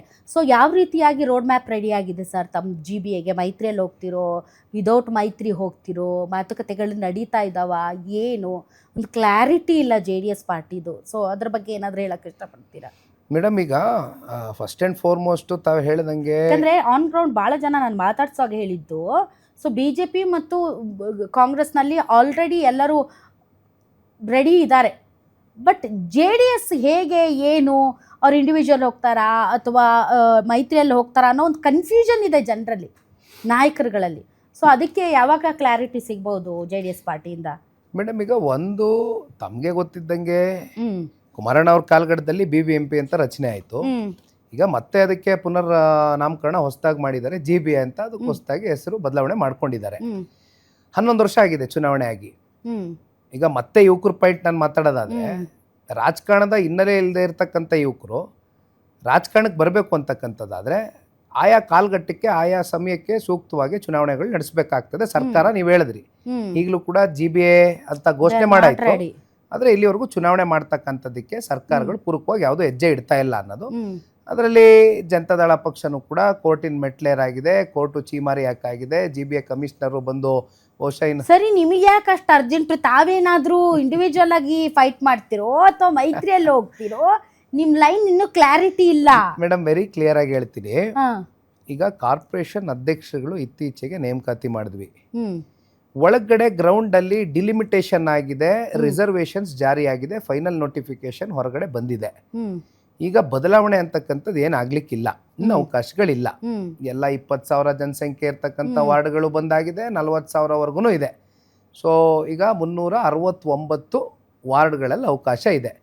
ಇದರಲ್ಲಿ ಜನತಾದಳ ಪಕ್ಷ ಯಾವ್ಯಾವ ಭಾಗದಲ್ಲಿ ನಮ್ಮ ಸ್ಟ್ರೆಂತ್ಗಳೇನು, ವೀಕ್ನೆಸ್ಗಳೇನು ಅಂತಕ್ಕಂಥ ಅನಲೈಸ್ ಮಾಡ್ತಕ್ಕಂಥದ್ದು ಈಗಾಗಲೇ ಪ್ರಾರಂಭ ಆಗಿದೆ. ಇದರ ಮಧ್ಯೆ ನಾನು ಹೇಳ್ತಕ್ಕಂಥದ್ದು, ಬೆಂಗಳೂರು ನಗರದಲ್ಲಿ ಇರ್ತಕ್ಕಂಥ ಅನೇಕ ಸಮಸ್ಯೆಗಳು, ಜ್ವಾಲಂತ ಸಮಸ್ಯೆಗಳು, ಇದನ್ನ ಜನ ಪ್ರತಿನಿತ್ಯ ಬೈಕಂಡಾದ್ರೂ ಸರಿ ಇನ್ನೊಂದಾದ್ರೂ ಸರಿ ಎದುರಿಸ್ತಾ ಇದ್ದಾರೆ. ಸಾಕಷ್ಟು ಜನ ಯೂತ್ಸ್ ರೆಡಿ ಆಗಿದ್ದಾರೆ. JDS ಏನ್ ಮಾಡುತ್ತೆ ಅಂತ. ಈಗ ನೀವು ಪಕ್ಷಕ್ಕಿಂತ ಕ್ಯಾಂಡಿಡೇಟ್ ಇಂಪಾರ್ಟೆಂಟ್, ಕ್ಯಾಂಡಿಡೇಟ್ ಹೇಗೆ ಕೆಲಸ ಮಾಡ್ತಾನೆ ಅಂತ ಕ್ಯಾಂಡಿಡೇಟ್ಗಳು ಸಿಕ್ಕರೆ ನೀವು ಅಲ್ಲೋನು ಹೋಗ್ಬೋದಲ್ಲ, ಫೈಟ್ ಮಾಡ್ಬೋದಲ್ಲ. ಬೆಂಗಳೂರಲ್ಲಿ ಬಹಳಷ್ಟು ಜನ ಯುವಕರು ರೆಡಿ ಇದ್ದಾರೆ ಈ ವಿಚಾರವಾಗಿ. ಮೇಡಮ್, ಯುವತಿಯರು ರಿಸರ್ವೇಶನ್ಸ್ ಬೇರೆ ಇದೆ. ಈ ವಿಚಾರವಾಗಿ ನಾನು ವೆರಿ ಕ್ಲಿಯರ್ ಇದ್ದೀನಿ. ಈಗ ಅಲಯನ್ಸ್ ಅಲ್ಲಿ ಲೋಕಸಭಾ ಚುನಾವಣೆನಲ್ಲಿ ಅಲಯನ್ಸ್ ಆಯ್ತು, ಇಟ್ ಇಸ್ ಎ ಲೋಕಸಭಾ ಚುನಾವಣೆ, ದೇಶದ ಚುನಾವಣೆ ಡೆಲ್ಲಿ ಮಟ್ಟದಲ್ಲಿ ಆಗಿದೆ. ಸ್ಥಳೀಯವಾಗಿ ಅಂತ ಬಂದಾಗ ಈಗ ಯಾವುದೇ ರಾಜಕೀಯ ಪಕ್ಷಕ್ಕಾದ್ರೂ ಸರಿ ಇದು ಕಾರ್ಯಕರ್ತರಿಗೆ ಅರ್ಪಿಸ್ಬೇಕಾಗಿರ್ತಕ್ಕಂಥ ಚುನಾವಣೆ. ನಮ್ಮನ್ನ MP MLA ಆಗಿ ಮಾಡ್ಕೊಳ್ಳೋದಕ್ಕೆ ದುಡ್ದಿರ್ತಾರೆ. ಹಾಗಿದ್ದಾಗ ಸ್ವಾಭಾವಿಕವಾಗಿ ನಮ್ಮ ಮಿತ್ರ ಪಕ್ಷದಲ್ಲೂ ಕೂಡ ಕ್ಯಾಂಡಿಡೇಟ್ಗಳ ಸುರಿಮಳೆ ಜಾಸ್ತಿ ಇರುತ್ತೆ, ಸಂಖ್ಯೆ ಜಾಸ್ತಿ ಇರುತ್ತೆ. ನಮ್ಮಲ್ಲೂ ಜಾಸ್ತಿ ಇದೆ. ನಮ್ಮಲ್ಲಿ ಜಾಸ್ತಿ ಇದೆ ಅಂದರೆ ಅಟ್ಲೀಸ್ಟ್ ನಮ್ಮ ಸ್ಟ್ರೆಂತ್ಗಳೇನಿದೆ ಅದನ್ನೇ ನಾನು ಹೇಳ್ತಾರೆ, ಅದು ಅನಲೈಸ್ ಮಾಡ್ತಾ ಇದ್ದೀವಿ ಕೂತ್ಕೊಂಡು. ನಾನು ಇಂಡಿವಿಜುವಲ್ ಆಗಿ ಹೋಗೋದಕ್ಕೆ ನಮ್ಗೆ ಯಾವುದೇ ರೀತಿ ಆತಂಕನೂ ಇಲ್ಲ, ಭಯನೂ ಇಲ್ಲ. ಕಾರಣ ಏನಂದರೆ, ಬೆಟ್ಟದಷ್ಟು ಸಮಸ್ಯೆಗಳು ಬೆಂಗಳೂರು ನಗರದ ಜನತೆ ಎದುರಿಸ್ತಾ ಇದ್ದಾರೆ.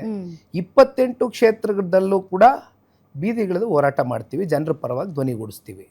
ಇದಕ್ಕೆ ನಿಖಿಲ್ ಕುಮಾರಸ್ವಾಮಿ ಸಿದ್ಧ ಇದ್ದಾನೆ. ಅದ್ರ ಜೊತೆನಲ್ಲಿ ಯಾರ್ಯಾರು ಯುವಕ ಕಾರ್ಯಕರ್ತರು, ಯುವತಿಯರು, ಯುವಕರು ಅಂದ್ರೆ ಯುವತಿಯರು ಸೇರಿದಂತೆ ಯಾರ್ಯಾರ ಜೊತೆಯಲ್ಲಿ ಕೈ ಜೋಡಿಸ್ತಾರೋ ಎಲ್ಲರನ್ನು ಕಟ್ಕೊಂಡು ಚುನಾವಣೆಯನ್ನು ಮಾಡ್ತೀವಿ. ಆಯ್ಕೆ ಹೆಂಗ್ ಮಾಡ್ತೀರಿ? ಈ ಹೊಸ ತಲೆಮಾರಿನ ಅಭ್ಯರ್ಥಿಗಳನ್ನ ಆಯ್ಕೆ ಹೆಂಗ್ ಮಾಡ್ತೀರಿ? ಸೊ ಯಾಕೆಂದ್ರೆ ಇದು ಡಿಜಿಟಲ್ ಜಮಾನ, ತಮ್ಗೆ ಗೊತ್ತಿದೆ ಯಾವ ರೀತಿ ಇಂಪ್ಯಾಕ್ಟ್ ಆಗ್ತಾ ಇದೆ ಅಂತ. ಸೊ ತಾವು ಏನಾದರೂ ಮೇಡಮ್ ಸಿಂಪಲ್, ಬೇರೆ ಏನು ಇದು ತುಂಬಾ ರಾಕ್ ಸೈನ್ಸ್ ಏನಿಲ್ಲ, ಬೇರೆ ಯಾವ್ದು ಫಾರ್ಮುಲಾ ಇಲ್ಲ. ಇವಾಗ ಒಂದು 20,000 ಜನಸಂಖ್ಯೆ ಇರ್ತಕ್ಕಂಥ ವಾರ್ಡ್ ಅಲ್ಲಿ ಯಾರು ಜನರ ಜೊತೆ ಒಡನಾಟದಲ್ಲಿದ್ದಾರೆ, ಯಾರ ಹೆಸರು ಜಾಸ್ತಿ ಜನ ಅಲ್ಲಿ ಅಪೇಕ್ಷೆಯನ್ನ ಇಟ್ಕೊಂಡಿದ್ದಾರೆ, ಇಂಥವ್ರು ಒಬ್ರು ಕ್ಯಾಂಡಿಡೇಟ್ ಆದ್ರೆ ಜನ ಇಂಥವ್ರಿಗೆ ಹೌದಪ್ಪ ಬೆನ್ ತಟ್ತಾರೆ ಅಂತಕ್ಕಂಥದ್ದು ನಮಗೆ ಒಂದು ವರದಿ ಬರುತ್ತೋ, ವೆರಿ ಕ್ಲಿಯರ್. ಇಲ್ಲಿ ಯಾವ ಇನ್ಫ್ಲೂಯೆನ್ಸ್ ಇಲ್ಲ ಅಥವಾ ಇನ್ಯಾರೋ ಬಂದು ಹೇಳಿದ್ರು ಅಂತಕ್ಕಂಥದ್ರ ಮೇಲೆ ಟಿಕೆಟ್ ಕೊಡ್ತಕ್ಕಂಥ ಪ್ರಶ್ನೆನೇ ಇಲ್ಲ ಇಲ್ಲಿ. ನಾನಂತೂ ವೆರಿ ಕ್ಲಿಯರ್ ಇದ್ದೀನಿ. ಡೇ 1 ಇಂದ ಇದು ಸನ್ಮಾನ್ಯ ಕುಮಾರಣ್ಣ ಅವ್ರ ಹತ್ರನೂ ಚರ್ಚೆ ಮಾಡಿದ್ದೀನಿ, ಪಕ್ಷದ ವರಿಷ್ಠರು ದೇವೇಗೌಡರು ಸಾಹೇಬ್ರ ಹತ್ರನೂ ವಿಷಯ ತಿಳಿಸಿ. ಈಗ ನಿಮ್ದು 3 ತಲೆಮಾರಿ ಇದೆ ಸರ್, ದೇವೇಗೌಡರು, ಕುಮಾರಸ್ವಾಮಿ ಅವರು ಮತ್ತು ನೀವು. ಸೊ ಇಲ್ಲಿ 3 ತಲೆಮಾರಿದೆ. ಈ 3 ತಲೆಮಾರಿಗೂ ಅಂದರೆ ಹಳೆ ಬೇರು ಹೊಸ ಚಿಗುರು. ಸೊ ಎಸ್ಪೆಷಲಿ ಯೂತ್ಸ್ ಅವ್ರ ಬಗ್ಗೆ ನೀವು ಡಿಸಿಷನ್ ತಗೊಳ್ಬೇಕು. ಸೊ ಈ ಫಾರ್ಮ್ಯುಲಾ ಹೆಂಗಿರುತ್ತೆ? ಹಳಬ್ರು ಮತ್ತು ಹೊಸಬ್ರು ಫಾರ್ಮ್ಯುಲಾ ಹೆಂಗಿರುತ್ತೆ? 50-50 ಇರುತ್ತಾ ಅಥವಾ 80-20 ಇರುತ್ತಾ? ಹೆಂಗಿರುತ್ತೆ ಸರ್? ಯಾಕೆ ಅಂತಂದರೆ you are a youth leader, ನೀವೊಬ್ಬ ಯಂಗ್ ಲೀಡರ್. ಸೊ ಯಂಗ್ ಜನರೇಷನ್ಗೆ ನ್ಯಾಯ ಒದಗಿಸ್ಕೊಡೋದು ನಿಮ್ಮ ಕರ್ತವ್ಯ. ಸೊ ಹಳೆ ತಲೆಮಾರಿಗೆ ನ್ಯಾಯ ಕೊಡಿಸೋದು ಅವ್ರದ್ದು ಕರ್ತವ್ಯ. ಹೆಂಗಿರುತ್ತೆ ನಿಮ್ಮಲ್ಲಿ ರೇಷಿಯೋ ಅಂತ? ಮೇಡಮ್ ವೆರಿ ಕ್ಲಿಯರ್, ಇದು ಕಾಂಬಿನೇಷನ್ ಅಲ್ಲೇ ಹೋಗ್ಬೇಕಾಗತ್ತೆ. ಈಗ ಹಿರಿಯರ ಮಾರ್ಗದರ್ಶನ ಬಹಳ ಇಂಪಾರ್ಟೆಂಟ್ ಇರುತ್ತೆ. ಯಾಕೆಂದರೆ ಅವ್ರದ್ದಾದಂಥ ರಾಜಕಾರಣದ ಬದುಕಿನಲ್ಲಿ ಅವ್ರಿಗಾಗಿರ್ತಕ್ಕಂಥ ಅನುಭವಗಳು ಕೂಡ ನಾವು ಪರಿಗಣನೆಗೆ ತಗೊಳ್ಬೇಕಾಗ್ತದೆ. ಇವತ್ತಿನ ನೀವು ಹೇಳ್ದಂಗೆ ಯಂಗ್ ಬ್ಲಡ್ ಏನಿದೆ, ಒಂದು ಅಗ್ರೆಸಿವ್ ನೇಚರ್ನ ಯಂಗ್ ಬ್ಲಡ್ ಏನಿದೆ, ಅವ್ರನ್ನು ಕೂಡ ಯಾವ ರೀತಿ ನಾವು ಬಳಸ್ಕೋತೀವಿ, ಜೊತೆಯಲ್ಲಿ ಅವ್ರಿಗೆ ಯಾವ ರೀತಿ ಅವಕಾಶ ಕಲ್ಪಿಸ್ಕೊಡ್ತೀವಿ, ಅವ್ರ ಮೂಲಕ ಯಾವ ರೀತಿ ರಾಜ್ಯ ಕಟ್ತೀವಿ ಅಂತಕ್ಕಂಥದ್ದು ನಮ್ಮ ಮುಂದೆ ಇರ್ತಕ್ಕಂಥ ಪ್ರಶ್ನೆ. ಸೊ ಹಾಗಾಗಿ ಈ ರೇಷಿಯೋ ನಿರ್ಧಾರ ಆಗ್ತಕ್ಕಂಥದ್ದು ಅವರವರ ಆ ವಾರ್ಡ್ ಮಟ್ಟದಲ್ಲಿ ಅವ್ರು ಯಾವ ರೀತಿ ಸಾಮರ್ಥ್ಯ ಬೆಳೆಸ್ಕೊಂಡಿರ್ತಾರೆ, ಯಾವ ರೀತಿ ಜನಸಂಪರ್ಕ ಇಟ್ಕೊಂಡಿರ್ತಾರೆ, ಆ ಒಂದು ವರದಿಯ ಆಧಾರದ ಮೇಲೆ ಫೈನಲ್ ಮಾಡ್ತೀವಿ. Very clear. ಬಟ್ ಯೂತ್ಸ್ಗಂತೂ ತುಂಬಾ ಮನ್ನಣೆ ಇರುತ್ತೆ, 100% ಅವಕಾಶ ಮಾಡಿ. ಈಗ ಸರ್ ರಿಸರ್ವೇಶನ್ ಇರೋದ್ರಿಂದ GBAದಲ್ಲಿ ಇವರೇನೋ 50-50 ಅಂತ ಇದ್ದಾರೆ, ಐ ಡೋಂಟ್ ನೋ ಹೆಣ್ಮಕ್ಳಿಗೆ. ಸೊ ಹಾಗಾಗಿ ತಮ್ಮ ಹೆಣ್ಮಕ್ಳ ಕೇಡರ್ ಹೇಗಿದೆ JDS ಪಾರ್ಟಿಯಲ್ಲಿ? ಭಾಳ ರೇರ್ ಅಪ್ಪ ಹೆಣ್ಮಕ್ಳ ಲೀಡರ್ಸ್ ಕಾಣೋದು ನಿಮ್ಮ ಪಾರ್ಟಿಯಲ್ಲಿ. ಯಾಕೆ ಹೆಣ್ಮಕ್ಳು ಇಲ್ವಾ ನಿಮ್ಮ ಪಾರ್ಟಿಯಲ್ಲಿ? ಮೇಡಮ್, ತೆನೆ ಹೊತ್ತ ರೈತ ಮಹಿಳೆ ಅದು ನಮ್ಮ symbol ಜನತಾದಳ ಅಲ್ಲ, ಪಕ್ಷದ ಇದೆ ಈಗ. ಸಿಂಬಲ್ ಹಾ. ಇಲ್ಲ, ಸಿಂಬಾಲಿಕಲಿ ಏನಾದರೂ ಇರಲಿ, ಆಯ್ತು, ಅದನ್ನ ಸೈಡ್ಗಿಡೋಣ, ಬದಿಗಿಡೋಣ. ಆದರೆ ಇವತ್ತು 100% ಹೆಣ್ಮಕ್ಳಿಗೆ ಆದ್ಯತೆ ಸಿಕ್ಕಬೇಕು, ಕೊಡಬೇಕು, ಬಿಕಾಸ್ ದೇ ಡಿಸರ್ವ್ ಇಟ್. ಆಮೇಲೆ ದೇವೇಗೌಡ್ರು ಇನ್ಸಿಸ್ಟ್ ಮಾಡಿ ತಂದಿದ್ದು ವುಮನ್ ರಿಸರ್ವೇಶನ್ ಸ್ಥಳೀಯ ಚುನಾವಣೆಗಳಲ್ಲಿ ಈಗಾಗಲೇ ಇದು ಏನೋ ಸ್ಥಳೀಯ ಸಂಸ್ಥೆಗಳ ಚುನಾವಣೆಯಲ್ಲಿ ರಿಸರ್ವೇಶನ್ ಇದೆ. ಇಟ್ಸ್ ದೇವೇಗೌಡರ ಕೊಡುಗೆ ಅದು. ಬಟ್ ಪಾರ್ಟಿಯಲ್ಲೇ ಇಲ್ಲ ಅದು. ಇನ್ಫ್ಯಾಕ್ಟ್ ಮಾನ್ಯ ದೇವೇಗೌಡರು ಸಾಹೇಬರು ಪ್ರಧಾನಮಂತ್ರಿಗಳಾಗಿದ್ದಾಗ ಇತ್ತೀಚಿನ ದಿನಗಳಲ್ಲಿ ಏನ್ ನಡೀತು ಸಂಸತ್ನಲ್ಲಿ ಮತ್ತೆ ವಿಧಾನಸಭೆನಲ್ಲಿ ಹೆಣ್ಮಕ್ಳಿಗೆ ರಿಸರ್ವೇಶನ್ ತಗೊಂಡ್ಬರ್ಬೇಕು ಅಂತ ಬಹುಶಃ ತಮ್ಗೆಲ್ಲ ಗೊತ್ತಿರ್ತದೆ.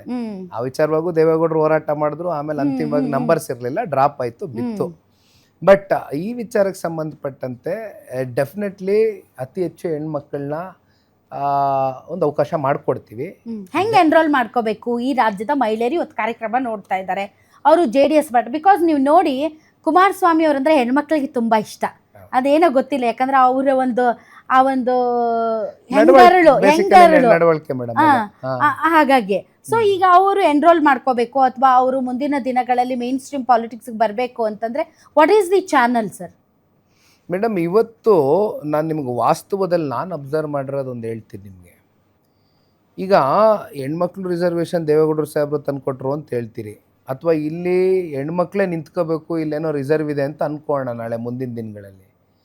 ಯಾವುದೇ ಒಂದು ಪಕ್ಷ ಇರಲಿ, ಅದು ಪ್ರಾದೇಶಿಕ ಪಕ್ಷ ಇರಲಿ, ರಾಷ್ಟ್ರೀಯ ಪಕ್ಷ ಇರಲಿ, ಹೆಣ್ಮಕ್ಳು ಬರ್ತಕ್ಕಂಥವ್ರು ಯಾರು ಇರ್ತಾರೆ ಅಂದರೆ, ಅಥವಾ ಅವ್ರನ್ನ ಮದುವೆ ಆಗಿರ್ತಕ್ಕಂಥ ಆ ಗಂಡ ರಾಜಕಾರಣದಲ್ಲಿ ಇರ್ತಾನೆ, ಕೊನೆಗೆ ಆ ಗಂಡನಿಗೆ ಅವಕಾಶ ಸಿಕ್ಕದೆ ಇರ್ತಕ್ಕಂಥ ಹಿನ್ನೆಲೆಯಲ್ಲಿ ಅನಿವಾರ್ಯವಾಗಿ ಒಂದು ಹೆಣ್ಮಗಳನ್ನ ಕರ್ಕೊಂಬಂದು ನಿಲ್ಲಿಸ್ತಕ್ಕಂಥ ವಾತಾವರಣ ನಾವು ಕಾಣ್ಬೋದು. ಇದನ್ನ ಹೊರತುಪಡಿಸಿಯೂ ಕೂಡ ಹೆಣ್ಮಕ್ಳು ಹೆಣ್ಮಕ್ಳಾಗಿಯೇ ನಾನು ಹೇಳೋದು, without any political background, without any political background, political support, ಅವ್ರಿಗೆ ಇರ್ತಕ್ಕಂಥ ಜಸ್ಟ್ ಫ್ಯೂಚರ್ ವಿಷನ್ ಮೇಲೆ ಅವ್ರಿಗೆ ನಾವು ಮನ್ನಣೆ ಕೊಡ್ತಕ್ಕಂಥದ್ದು ಮಾಡ್ತೀವಿ, ಗುರುತಿಸ್ತೀವಿ.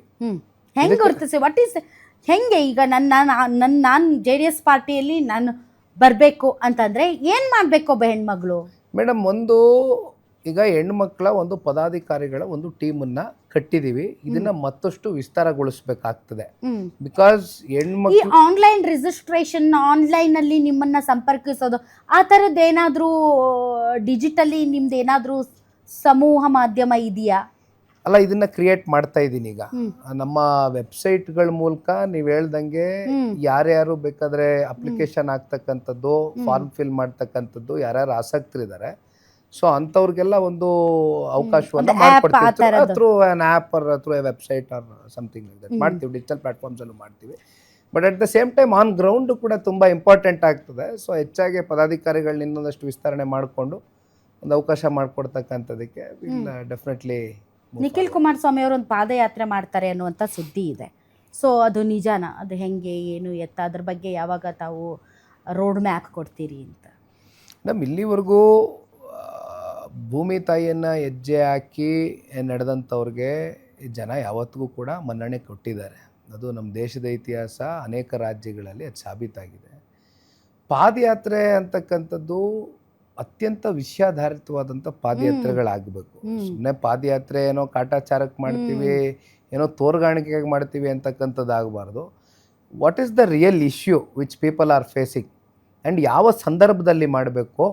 ಯಾಕೆಂದರೆ ಈಗ ರಾಜ್ಯ ಸರ್ಕಾರ ಆಡಳಿತಕ್ಕೆ ಬಂದು ಒಂದು 3.25 ವರ್ಷ ಅಷ್ಟು ಆಡಳಿತ ಕಳೆದಿದೆ.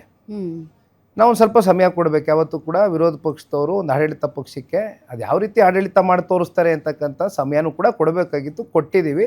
ಬಹುಶಃ ಆ ಗಡುವು ಮುಗಿದಿದೆ, ಜನನೂ ಬೇಸತ್ತಿದ್ದಾರೆ.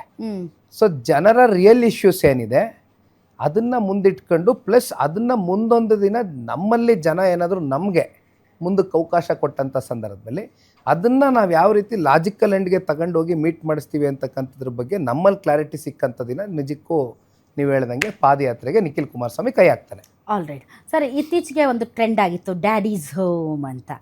ಒಂದು ಕುಮಾರಸ್ವಾಮಿ ಅವರು ರಾಷ್ಟ್ರ ರಾಜಕಾರಣದಲ್ಲಿದ್ದರೂ ಕೂಡ ಅವರ ಹೃದಯ ಯಾವತ್ತೂ ಕೂಡ ರಾಜ್ಯ ರಾಜಕಾರಣದಲ್ಲೇ. ನಾನು 5 ವರ್ಷ ನನ್ನ ಇಚ್ಛೆಗೆ ತಕ್ಕಂತೆ, ನನ್ನ ಕಾರ್ಯಕ್ರಮಗಳಿಗೆ ತಕ್ಕಂತೆ ನಾನು ಎಂದೂ ಕೂಡ ಕಾರ್ಯನಿರ್ವಹಿಸೋಕ್ಕಾಗಿಲ್ಲ. ಸಾಂದರ್ಭಿಕ ಶಿಶುವಾದೆ, ಹೀಗಾಗಿ ನಾನು ಎಂದೂ ನನ್ನ ಅವಧಿಯನ್ನು ಪೂರ್ಣಗೊಳಿಸಲಿಲ್ಲ ಅನ್ನೋ ಕೊರಗು ಅವರಿಗಿದೆ.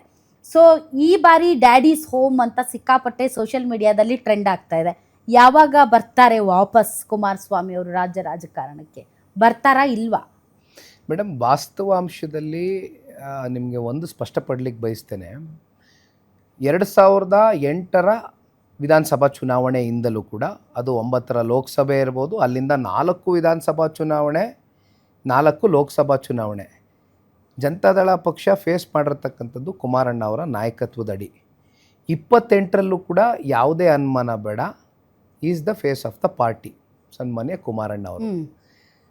ಈಗ ಅವ್ರಿಗೆ ಲೋಕಸಭಾ ಚುನಾವಣೆಯಲ್ಲಿ ಅನಿರೀಕ್ಷಿತವಾದಂಥ ಬೆಳವಣಿಗೆ, ಕೈ ಜೋಡಿಸಿದ್ವಿ. ತದನಂತರ ಕುಮಾರಣ್ಣ ಅವರು ಲೋಕಸಭೆಯಲ್ಲಿ ಸ್ಪರ್ಧೆ ಮಾಡಿದ್ರೆ ಹಳೆ ಮೈಸೂರು ಪ್ರಾಂತ್ಯದ NDA ಅಭ್ಯರ್ಥಿಯ ಗೆಲುವಿಗೂ ಕೂಡ ಪೂರಕವಾದಂಥ ವಾತಾವರಣ ಸೃಷ್ಟಿಯಾಗುತ್ತೆ ಅಂತಕ್ಕಂಥ ಅಭಿಪ್ರಾಯಗಳು ಕೇಂದ್ರದ ನಾಯಕರು ವ್ಯಕ್ತಪಡಿಸಿದ್ರು. ಸೊ ಅಲ್ಟಿಮೇಟ್ಲಿ ಮಂಡ್ಯದಲ್ಲಿ ಕಂಟೆಸ್ಟ್ ಮಾಡಿದ್ರು, ಅದೊಂದು ಇತಿಹಾಸ. ಇವತ್ತು ಕೇಂದ್ರದಲ್ಲಿ ಮಾನ್ಯ ಪ್ರಧಾನಮಂತ್ರಿಗಳ ಸಚಿವ ಸಂಪುಟದಲ್ಲಿ 2 ಖಾತೆಗಳನ್ನ ನಿಭಾಯಿಸ್ತಾ ಇದ್ದಾರೆ. ಇದ್ರ ಮಧ್ಯೆ ನೀವು ಹೇಳ್ದಂಗೆ ಕುಮಾರಣ್ಣ ಅವ್ರಿಗೆ ಎಲ್ಲೋ ಒಂದು ಕಡೆ ನಮ್ಮ ರಾಜ್ಯ ಸಂಪತ್ಭರಿತವಾದಂಥ ನಾಡು, ಎಲ್ಲೋ ಒಂದು ಕಡೆ ನಾವು ನೋಡಬೇಕಾದಂಥ ಅಥವಾ ಕಾಣಬೇಕಾದಂಥ ಅಭಿವೃದ್ಧಿ ಇಲ್ಲಿವರೆಗೂ ನಮ್ಮ ನಾಡು ಕಾಣಲಿಕ್ಕಾಗಿಲ್ಲ ಅಂತಕ್ಕಂಥದ್ದು ಅವ್ರ ಮನಸ್ಸಲ್ಲಿ ಇವತ್ತಿಗೂ ಕೂಡ ಪ್ರತಿನಿತ್ಯ ಕೊರಿತಕ್ಕಂಥ ವಿಚಾರ ನಾವು ಅವ್ರ ಜೊತೆ ಕೂತಂಥ ಸಂದರ್ಭದಲ್ಲಿ.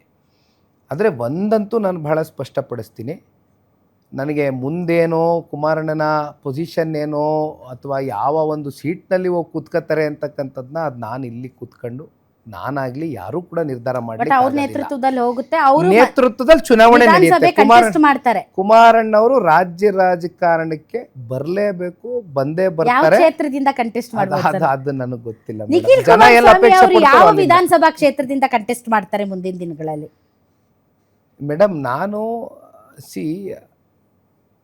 ನಿಮಗೆ ನಿಜ ಹೇಳಬೇಕು ಅನ್ನೋದಾದರೆ, ಮಂಡ್ಯ, ರಾಮನಗರ, ಚನ್ನಪಟ್ಟಣ, ಆಫ್ಟರ್ ಮಂಡ್ಯ 2019ರ ಲೋಕಸಭಾ ಚುನಾವಣೆ ನನ್ನ ರಾಜಕೀಯ ಪ್ರವೇಶ ಮಂಡ್ಯ ಜಿಲ್ಲೆಯಿಂದ. ತದನಂತರ 23ರಲ್ಲಿ ರಾಮನಗರ ಕ್ಷೇತ್ರಕ್ಕೆ ಬಂದೆ. ಕಾರಣ ಒಂದು ಭಾವನಾತ್ಮಕವಾದ ಒಂದು ಸಂಬಂಧ. 94ರಿಂದ ಇವತ್ತರೆಗೂ ದೇವೇಗೌಡರ ಕುಟುಂಬದ ಜೊತೆ ಒಂದು 30 ವರ್ಷದಿಂದ ಒಂದು ಭಾವನಾತ್ಮಕವಾದ ಒಂದು ಸಂಬಂಧ ಇದೆ. 24ರ ಗಡಿಯಲ್ಲಿ ಲೋಕಸಭೆಯಲ್ಲಿ ಕುಮಾರಣ್ಣ ಅವ್ರಿಗಿಂತ ಮುಂಚಿತವಾಗೆ ಆಪ್ಷನ್ ಇದ್ದಿದ್ದು as A candidate Nikhil Kumaraswamy ಕಾರ್ಯಕರ್ತರು. ಕಾರಣ ಏನಂದರೆ 19ರ ಮಂಡ್ಯ ಲೋಕಸಭಾ ಚುನಾವಣೆ ಸೋಲು, ಚುನಾವಣೆ ಸರಿಯಾದ ರೀತಿಯಲ್ಲಿ ಆಗಲಿಲ್ಲ, ಅದು ಬೇರೆ ರೀತಿ ಆಯಿತು, ರಾಜಕೀಯ ಷಡ್ಯಂತ್ರ ಅನ್ನೋದು ಪ್ರತಿಯೊಬ್ಬರು ಚರ್ಚೆ ಮಾಡ್ತಕ್ಕಂಥ ವಿಚಾರ. ನಿಮ್ಮ ಮೂಲಕನೇ ನಾವು ಉತ್ತರ ಕೊಡಬೇಕು, ಬಂದು ನಿಂತ್ಕೊಳ್ಳಿ, ಜನ ತಯಾರಿದ್ದಾರೆ, ನೀವು ಯಾಕೆ ಬರ್ತಾ ಇಲ್ಲ ಲೋಕಸಭೆಗೆ ಅಂತಕ್ಕಂಥ ಚರ್ಚೆನೂ ಕೂಡ ಅಲ್ಲಿ ನಮ್ಮ ಮಂಡ್ಯದ ಅಂಬೇಡ್ಕರ್ ಭವನದಲ್ಲಿ ಆದಂಥದ್ದು ಮುಗೀತು. ಅಲ್ಲೂ ಕೂಡ ನಾನು ಬ್ಯಾಕ್ ಆಫ್ ಆದೆ, ಬೇಡ ಚುನಾವಣೆ, ಯಾಕೆಂದರೆ ಈಗ ತಾನೇ ನಾನು ವಿಧಾನಸಭಾ ಚುನಾವಣೆ ಫೇಸ್ ಮಾಡಿದ್ದೀನಿ. ಪದೇ ಪದೇ ಕ್ಷೇತ್ರ ಬದಲಾವಣೆ ಮಾಡ್ತಕ್ಕಂಥದ್ದು ಅದು ಒಂದು ರೀತಿ ನನಗೂ ಸರಿ ಅನ್ಸೋದಿಲ್ಲ. ಆಚೆ ಕಡೆ ಸಂದೇಶನೂ ಕೂಡ ಮತದಾರರಿಗೆ ನಮ್ಮ ಮೇಲೆ ವಿಶ್ವಾಸ ಇಲ್ವಾ ಅಂತಕ್ಕಂಥ ಸಂದೇಶ ಹೋಗ್ಬಾರ್ದು ಮತದಾರರಿಗೆ ಅಂತ ನನ್ನ ತಲೆಯಲ್ಲಿ ಇದ್ದಂಥ ಭಾವನೆ.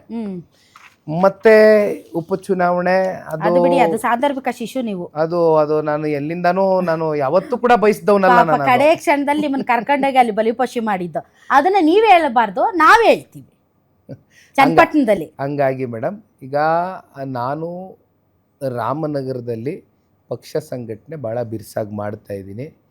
ನನಗೆ ವಿಶ್ವಾಸ ಇದೆ, ರಾಮನಗರದ ಜನ ಸನ್ಮಾನ್ಯ ಕುಮಾರಣ್ಣ ಅವ್ರನ್ನ ಯಾವ ರೀತಿ ಗುರುತಿಸಿದ್ರು, ಅದಕ್ಕಿಂತ ಮುಂಚಿತವಾಗಿ ದೇವೇಗೌಡರ ಸಾಹೇಬ್ರನ್ನ ಯಾವ ರೀತಿ ಗುರುತಿಸಿದ್ರು, ಅದೇ ರೀತಿ ಅವ್ರು ಕೊಟ್ಟಂಥ ಅವಕಾಶ ವಾಪಸ್ಸು ಅವ್ರಿಗೆ ಸೇವೆ ಸಲ್ಲಿಸ್ತಕ್ಕಂಥದ್ರಲ್ಲಿ ನಾವೇನೋ ಭಾಳ ದೊಡ್ಡ ಮಟ್ಟದಲ್ಲಿ ಮಾಡಿಬಿಟ್ಟಿದ್ದೀವಿ ಅಂತ ಹೇಳೋದಿಲ್ಲ. ಹ್ಮ್ ಆದರೆ ಒಂದು ಅಳಿಲ್ So, ಸೇವೆ ಮುಂದಿನ ಕ್ಷೇತ್ರದ ವಿಧಾನಸಭೆ ಚುನಾವಣೆನ ತಾವು ರಾಮನಗರದಿಂದಲೇ ಸ್ಪರ್ಧೆ ಮಾಡ್ತೀರಿ. ರಾಮನಗರದಿಂದ ನಾನು ಫಿಕ್ಸ್ ಆಗಿದ್ದೀನಿ ಮೇಡಮ್. ನಮ್ಮ Good. ಕಾರ್ಯಕರ್ತರು ಮುಖಂಡರಿಗೆ ನಿನ್ನೆನೂ SIR ಮೀಟಿಂಗ್ ಇತ್ತು, ಹ್ಮ್ ಮಾತಾಡಿ ಬಂದಿದ್ದೀನಿ. ಹ್ಮ್ ನಿರಂತರವಾಗಿ ಟಚ್ಚಲ್ಲಿದ್ದೀನಿ, ಸಂಪರ್ಕದಲ್ಲಿದ್ದೀನಿ. ನಾನು as A very normal basic candidate ಆಗಿ ಯಾವ ರೀತಿ ಎಲ್ಲರೂ ಓಡಾಡಬೇಕು ಆ ರೀತಿ ನಾನು ಕೂಡ ನಿರಂತರವಾಗಿ ಸಂಘಟನೆ ಮಾಡ್ತಾಯಿದ್ದೀನಿ. ಸರ್, ಈಗ SIR ಅನ್ನೋದು ಇಡೀ ದೇಶಾದ್ಯಂತ ಅತಿ ದೊಡ್ಡ ವಿಷಯವಾಗಿದೆ ಸರ್. ಸೊ SIR ಯಾರಿಗೆ ಫೇವರ್ ಆಗಿದೆ, ಯಾರಿಗೆ ಫೇವರ್ ಆಗಿಲ್ಲ, ಅದು ಮಾಡ್ತಾ ಇರುವಂಥ ಇಂಪ್ಯಾಕ್ಟ್ ಏನು ಅನ್ನೋದ್ರ ಬಗ್ಗೆ ಬೇರೆ ರಾಜ್ಯಗಳು ಮಾತಾಡೋದನ್ನು ನಾವು ಕೇಳಿಸ್ಕೊಂಡಿದ್ದೀವಿ. ಆದರೆ ಕರ್ನಾಟಕದಲ್ಲಿ SIR ಬಗ್ಗೆ JDS ಒಂದು ಗಮನ ಇಟ್ಟಿದೆಯಾ, ನೀಟಾಗಿ ವಾಚ್ ಮಾಡ್ತಾ ಇದೆಯಾ, ಅದ್ರ ಬಗ್ಗೆ ತಲೆ ಕೆಡಿಸ್ಕೊಂಡಿದೆಯಾ? ಯಾಕೆಂದರೆ ಚುನಾವಣಾ ರಾಜಕೀಯದಲ್ಲಿ ಸರ್, ನೀವು ಮೈತ್ರಿ ಆದ ಮಾತ್ರಕ್ಕೆ ನೀವು ನಿಮ್ಮ ಪಕ್ಷ ನಿಮ್ಮ ಒಂದು ರಾಜಕೀಯ ಅಸ್ತಿತ್ವವನ್ನು ಕಳ್ಕೊಳ್ಳೋ ನಿಟ್ಟಿನಲ್ಲಿ ತುಂಬ ಸೆಲ್ಫ್ ಸುಸೈಡ್ ಮಾಡ್ಕೊಳ್ಳೋಂಥ ಸ್ಟೆಪ್ಸ್ಗಳನ್ನು ಹಾಕ್ಬಾರ್ದು. ಯಾಕಂದರೆ still long way to go. ಇವತ್ತು BJP ಜೊತೆ ಇದ್ದೀರಿ, ನಾಳೆ ಇಂಡಿವಿಜುವಲ್ ಆಗ್ಬೋದು, ಗೊತ್ತಿಲ್ಲ ಪರಿಸ್ಥಿತಿಗಳು ಹೆಂಗೆ ಬದಲಾಗುತ್ತೆ ಅಂತ. ಬಟ್ ನಿಮ್ಮ ವೋಟ್ ಬೇಸನ್ನು ಸ್ಟ್ರಾಂಗ್ ಆಗಿ ಇಟ್ಕೊಳ್ಳೋದು ನಿಮ್ಮ ಆದ್ಯ ಕರ್ತವ್ಯ. ಆ ನಿಟ್ಟಿನಲ್ಲಿ SIR ಬಗ್ಗೆ ಏನಾದರೂ ತಲೆ ಕೆಡಿಸ್ಕೊತಾ ಇದ್ದೀರಾ ಅಥವಾ ಎಲ್ಲ BJPಗೆ ಬಿಟ್ಬಿಟ್ಟಿದ್ದೀರಾ? ಮೇಡಮ್, ತಾವು ಹೇಳ್ದಂಗೆ ಹ್ಮ್ SIR ಇಂದ ಬೇರೆ ಬೇರೆ ರಾಜ್ಯಗಳ ರಿಸಲ್ಟು, ಫಲಿತಾಂಶಗಳು ಯಾವ್ಯಾವ ರೀತಿ ಬಂದಿದೆ ಅಂತಕ್ಕಂಥದ್ದು ನಾವು ನೋಡಿದ್ದೀವಿ. ಕಳೆದ 4 ತಿಂಗಳು 5 ತಿಂಗಳುಗಳಿಂದ ನಿರಂತರವಾಗಿ ಪಕ್ಷದ ಕಚೇರಿಯಲ್ಲಿ ಡಿಫೀಟೆಡ್ ಕ್ಯಾಂಡಿಡೇಟ್ಸು, ಇವತ್ತಿನ ಪ್ರೆಸೆಂಟ್ MLAಸು ಅಥವಾ ಮುಂದೆ MLA ಆಗ್ತಕ್ಕಂಥ ಆಕಾಂಕ್ಷಿತರು ಯಾರಿದ್ದಾರೆ ಎಲ್ಲರನ್ನೂ ಕೂರಿಸಿ ಒಂದು ಕಾರ್ಯಾಗಾರವನ್ನು ಮಾಡಿದ್ದೀವಿ. ಅವ್ರ ಕೈಗೆ ಇಷ್ಟು ದೊಡ್ಡ ಬುಕ್ಲೆಟನ್ನು ಕೂಡ ಕೊಟ್ಟಿದ್ದೀವಿ. ಜೊತೆಯಲ್ಲಿ ಯಾರ್ಯಾರಿಗೆ ಅರ್ಥ ಆಗಲಿಲ್ಲ ಬಿಡಿಸೇಳುವಂಥ ಪ್ರಯತ್ನಗಳು ಕೂಡ ಕ್ಷೇತ್ರ ವ್ಯಾಪ್ತಿ BLA 2ಗಳು BLA ಅಂತಕ್ಕಂಥ ರೆಪ್ರೆಸೆಂಟೇಷನ್ನು ನಮ್ಮ ಪಾರ್ಟಿ ಆಫೀಸಿಗೆ ಕಳಿಸ್ಕೊಡ್ತಾ ಇದ್ದಂಗೆ ನಮ್ಮ ವಕ್ತಾರರುಗಳೇನಿದ್ದಾರೆ ರಾಜ್ಯ ಮಟ್ಟದಲ್ಲಿ ಅವರು ಆಯಾ ಕ್ಷೇತ್ರ ವ್ಯಾಪ್ತಿಗೆ ಹೋಗಿ ಆ ಕಾರ್ಯಾಗಾರದ ಮೂಲಕ ತಿಳುವಳಿಕೆಯನ್ನು ಮೂಡಿಸ್ತಕ್ಕಂಥ ಕೆಲಸ ಭಾಳ ಗಟ್ಟಿಯಾಗಿ ಮಾಡ್ತಾ ಇದ್ದೀವಿ. Because we know a result 20,000 on on average, 40,000 on on average ತಮಿಳ್ನಾಡಲ್ಲಿ ಎಷ್ಟು ಡಿಲೀಟ್ ಆಯಿತು, ಪಶ್ಚಿಮ ಬಂಗಾಳದಲ್ಲಿ ಎಷ್ಟು ಡಿಲೀಟ್ ಆಯಿತು, ಬೇರೆ ಬೇರೆ ರಾಜ್ಯಗಳಲ್ಲಿ ಏನೇನಾಗಿದೆ, ಅದರಿಂದ ಪರಿಸ್ಥಿತಿಗಳು ಎಲ್ಲಿಗೆ ಬಂದು ನಿಂತ್ಕೊಳ್ತು ಅಂತಕ್ಕಂಥ ಅರಿವು ಸಂಪೂರ್ಣವಾಗಿ ನಮಗಿದೆ. ಹಾಗಾಗಿ ನಾವು ಅದ್ರ ಬಗ್ಗೆ ಪೂರಕವಾಗಿ ಹೆಜ್ಜೆ ಆಗ್ತಾ ಇದ್ದೀವಿ ಮೇಡಮ್. ಸರ್, ಈಗ ಸಿದ್ದರಾಮಯ್ಯನವ್ರ ಗೌರ್ಮೆಂಟ್ಗೆ 3.25 ವರ್ಷ ಆಯಿತು ಅಂತ ತಾವು ಹೇಳ್ತಾ ಇದ್ದೀರಿ. ಸೊ ಏನು ಹೇಳ್ತೀರಿ ಸಿದ್ದರಾಮಯ್ಯನವರ ಆಡಳಿತದ ಬಗ್ಗೆ? 2013 ಮತ್ತು 18ರ ಮಧ್ಯೆ ಇದ್ದಂಥ ಸಿದ್ದರಾಮಯ್ಯನವರ ಆಡಳಿತವೇ ಬೇರೆ, ಇವತ್ತಿನ ಆಡಳಿತವೇ ಬೇರೆ. ಎಲ್ಲೋ ಒಂದು ಕಡೆ ವಿಷನ್ ಇಲ್ದಿರ ಸುಮ್ಮನೆ ಮುಖ್ಯಮಂತ್ರಿ ಕುರ್ಚಿನಲ್ಲಿ ನಾನು ಕೂಡ ಕೂತ್ಕೊಂಡು ಕಾಲ ಕಳಿಬೇಕು ಅಂತಕ್ಕಂಥ ಮನಸ್ಥಿತಿಯನ್ನು ಮಾನ್ಯ ಸಿದ್ದರಾಮಯ್ಯನವರು ಇಟ್ಕೊಂಡಿದ್ದಾರೆ ಅಂತಕ್ಕಂಥದ್ದು ಇವತ್ತು ನಾನು ಹೇಳ್ತಕ್ಕಂಥದ್ದು ಕೂಡ ನನಗೆ ನೋವು ಆಗ್ತದೆ. ಯಾಕೆಂದರೆ ಕಳೆದ 3 ವರ್ಷದಲ್ಲಿ ಮೇಡಮ್ ಪ್ರತಿ ವರ್ಷ 1 ಲಕ್ಷ ಕೋಟಿ ಸಾಲ ಮಾಡಿದ್ದಾರೆ. ಸಿದ್ದರಾಮಯ್ಯನವರ ಅವಧಿನಲ್ಲೇ ನಾವು ಮಾತನಾಡ್ತಕ್ಕಂಥದ್ದಾದರೆ 8,24,000 ಕೋಟಿ ಸಾಲದಲ್ಲಿ 5 ಲಕ್ಷ ಕೋಟಿ ಸಾಲ 2013, 18 ಸೇರಿ ಈ 3.25 ವರ್ಷ ಸೇರಿ 5 ಲಕ್ಷಕ್ಕೂ ಹೆಚ್ಚು ಸಾಲವನ್ನು ಮಾನ್ಯ ಸಿದ್ದರಾಮಯ್ಯನವರು ಮಾಡಿರ್ತಕ್ಕಂಥದ್ದೇ ನಮ್ಮ ರಾಜ್ಯಕ್ಕೆ ಕೊಟ್ಟಿರ್ತಕ್ಕಂಥ ಕೊಡುಗೆ. ನಾನು ಗ್ಯಾರಂಟಿಗಳ ಬಗ್ಗೆ ನಾನು ಅಪಸ್ವರ ಎತ್ತಕ್ಕಂಥ ಪ್ರಶ್ನೆ ಇಲ್ಲ.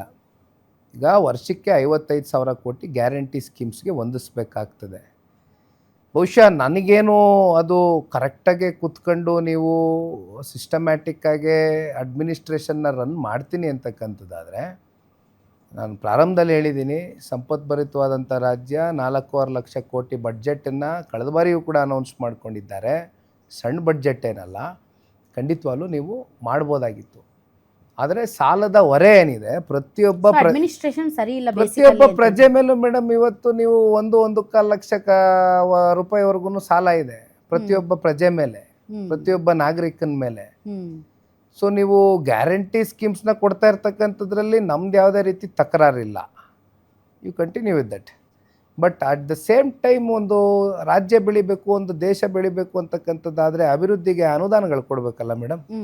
ರಸ್ತೆಗಳಾಗಬೇಕು, ಚರಂಡಿಗಳಾಗಬೇಕು, ಶಾಲಾ ಕಟ್ಟಡಗಳು ಕಟ್ಟಬೇಕಾಗ್ತದೆ, ಆಸ್ಪತ್ರೆಗಳು ನಿರ್ಮಾಣ ಮಾಡಬೇಕಾಗ್ತದೆ, ಎಲ್ಲಾಗ್ತಾ ಇದೆ. ಆಮೇಲೆ ಉದ್ಯೋಗಗಳೆಲ್ಲ ಸೃಷ್ಟಿ ಮಾಡಿದ್ದೀರಿ. ನಿರುದ್ಯೋಗಿ ಯುವಕರ ಗೋಳಂತೂ ಕೇಳಕ್ಕೆ ಆಗೋದಿಲ್ಲ ಸರ್, ಬೀದಿಯಲ್ಲಿ ಹೋರಾಟ ಮಾಡ್ತಾ ಇದ್ದಾರೆ. ಲೆಕ್ಕವಿಲ್ಲದೆ ಇರೋಷ್ಟು ಉದ್ಯೋಗದ ಸಮಸ್ಯೆ ಇವತ್ತು ನೀವು ಹೇಳ್ದಂಗೆ ಧಾರವಾಡದಲ್ಲಿ ಏನಾಯಿತು ನೋಡಿದ್ದೀವಿ ಮೇಡಮ್.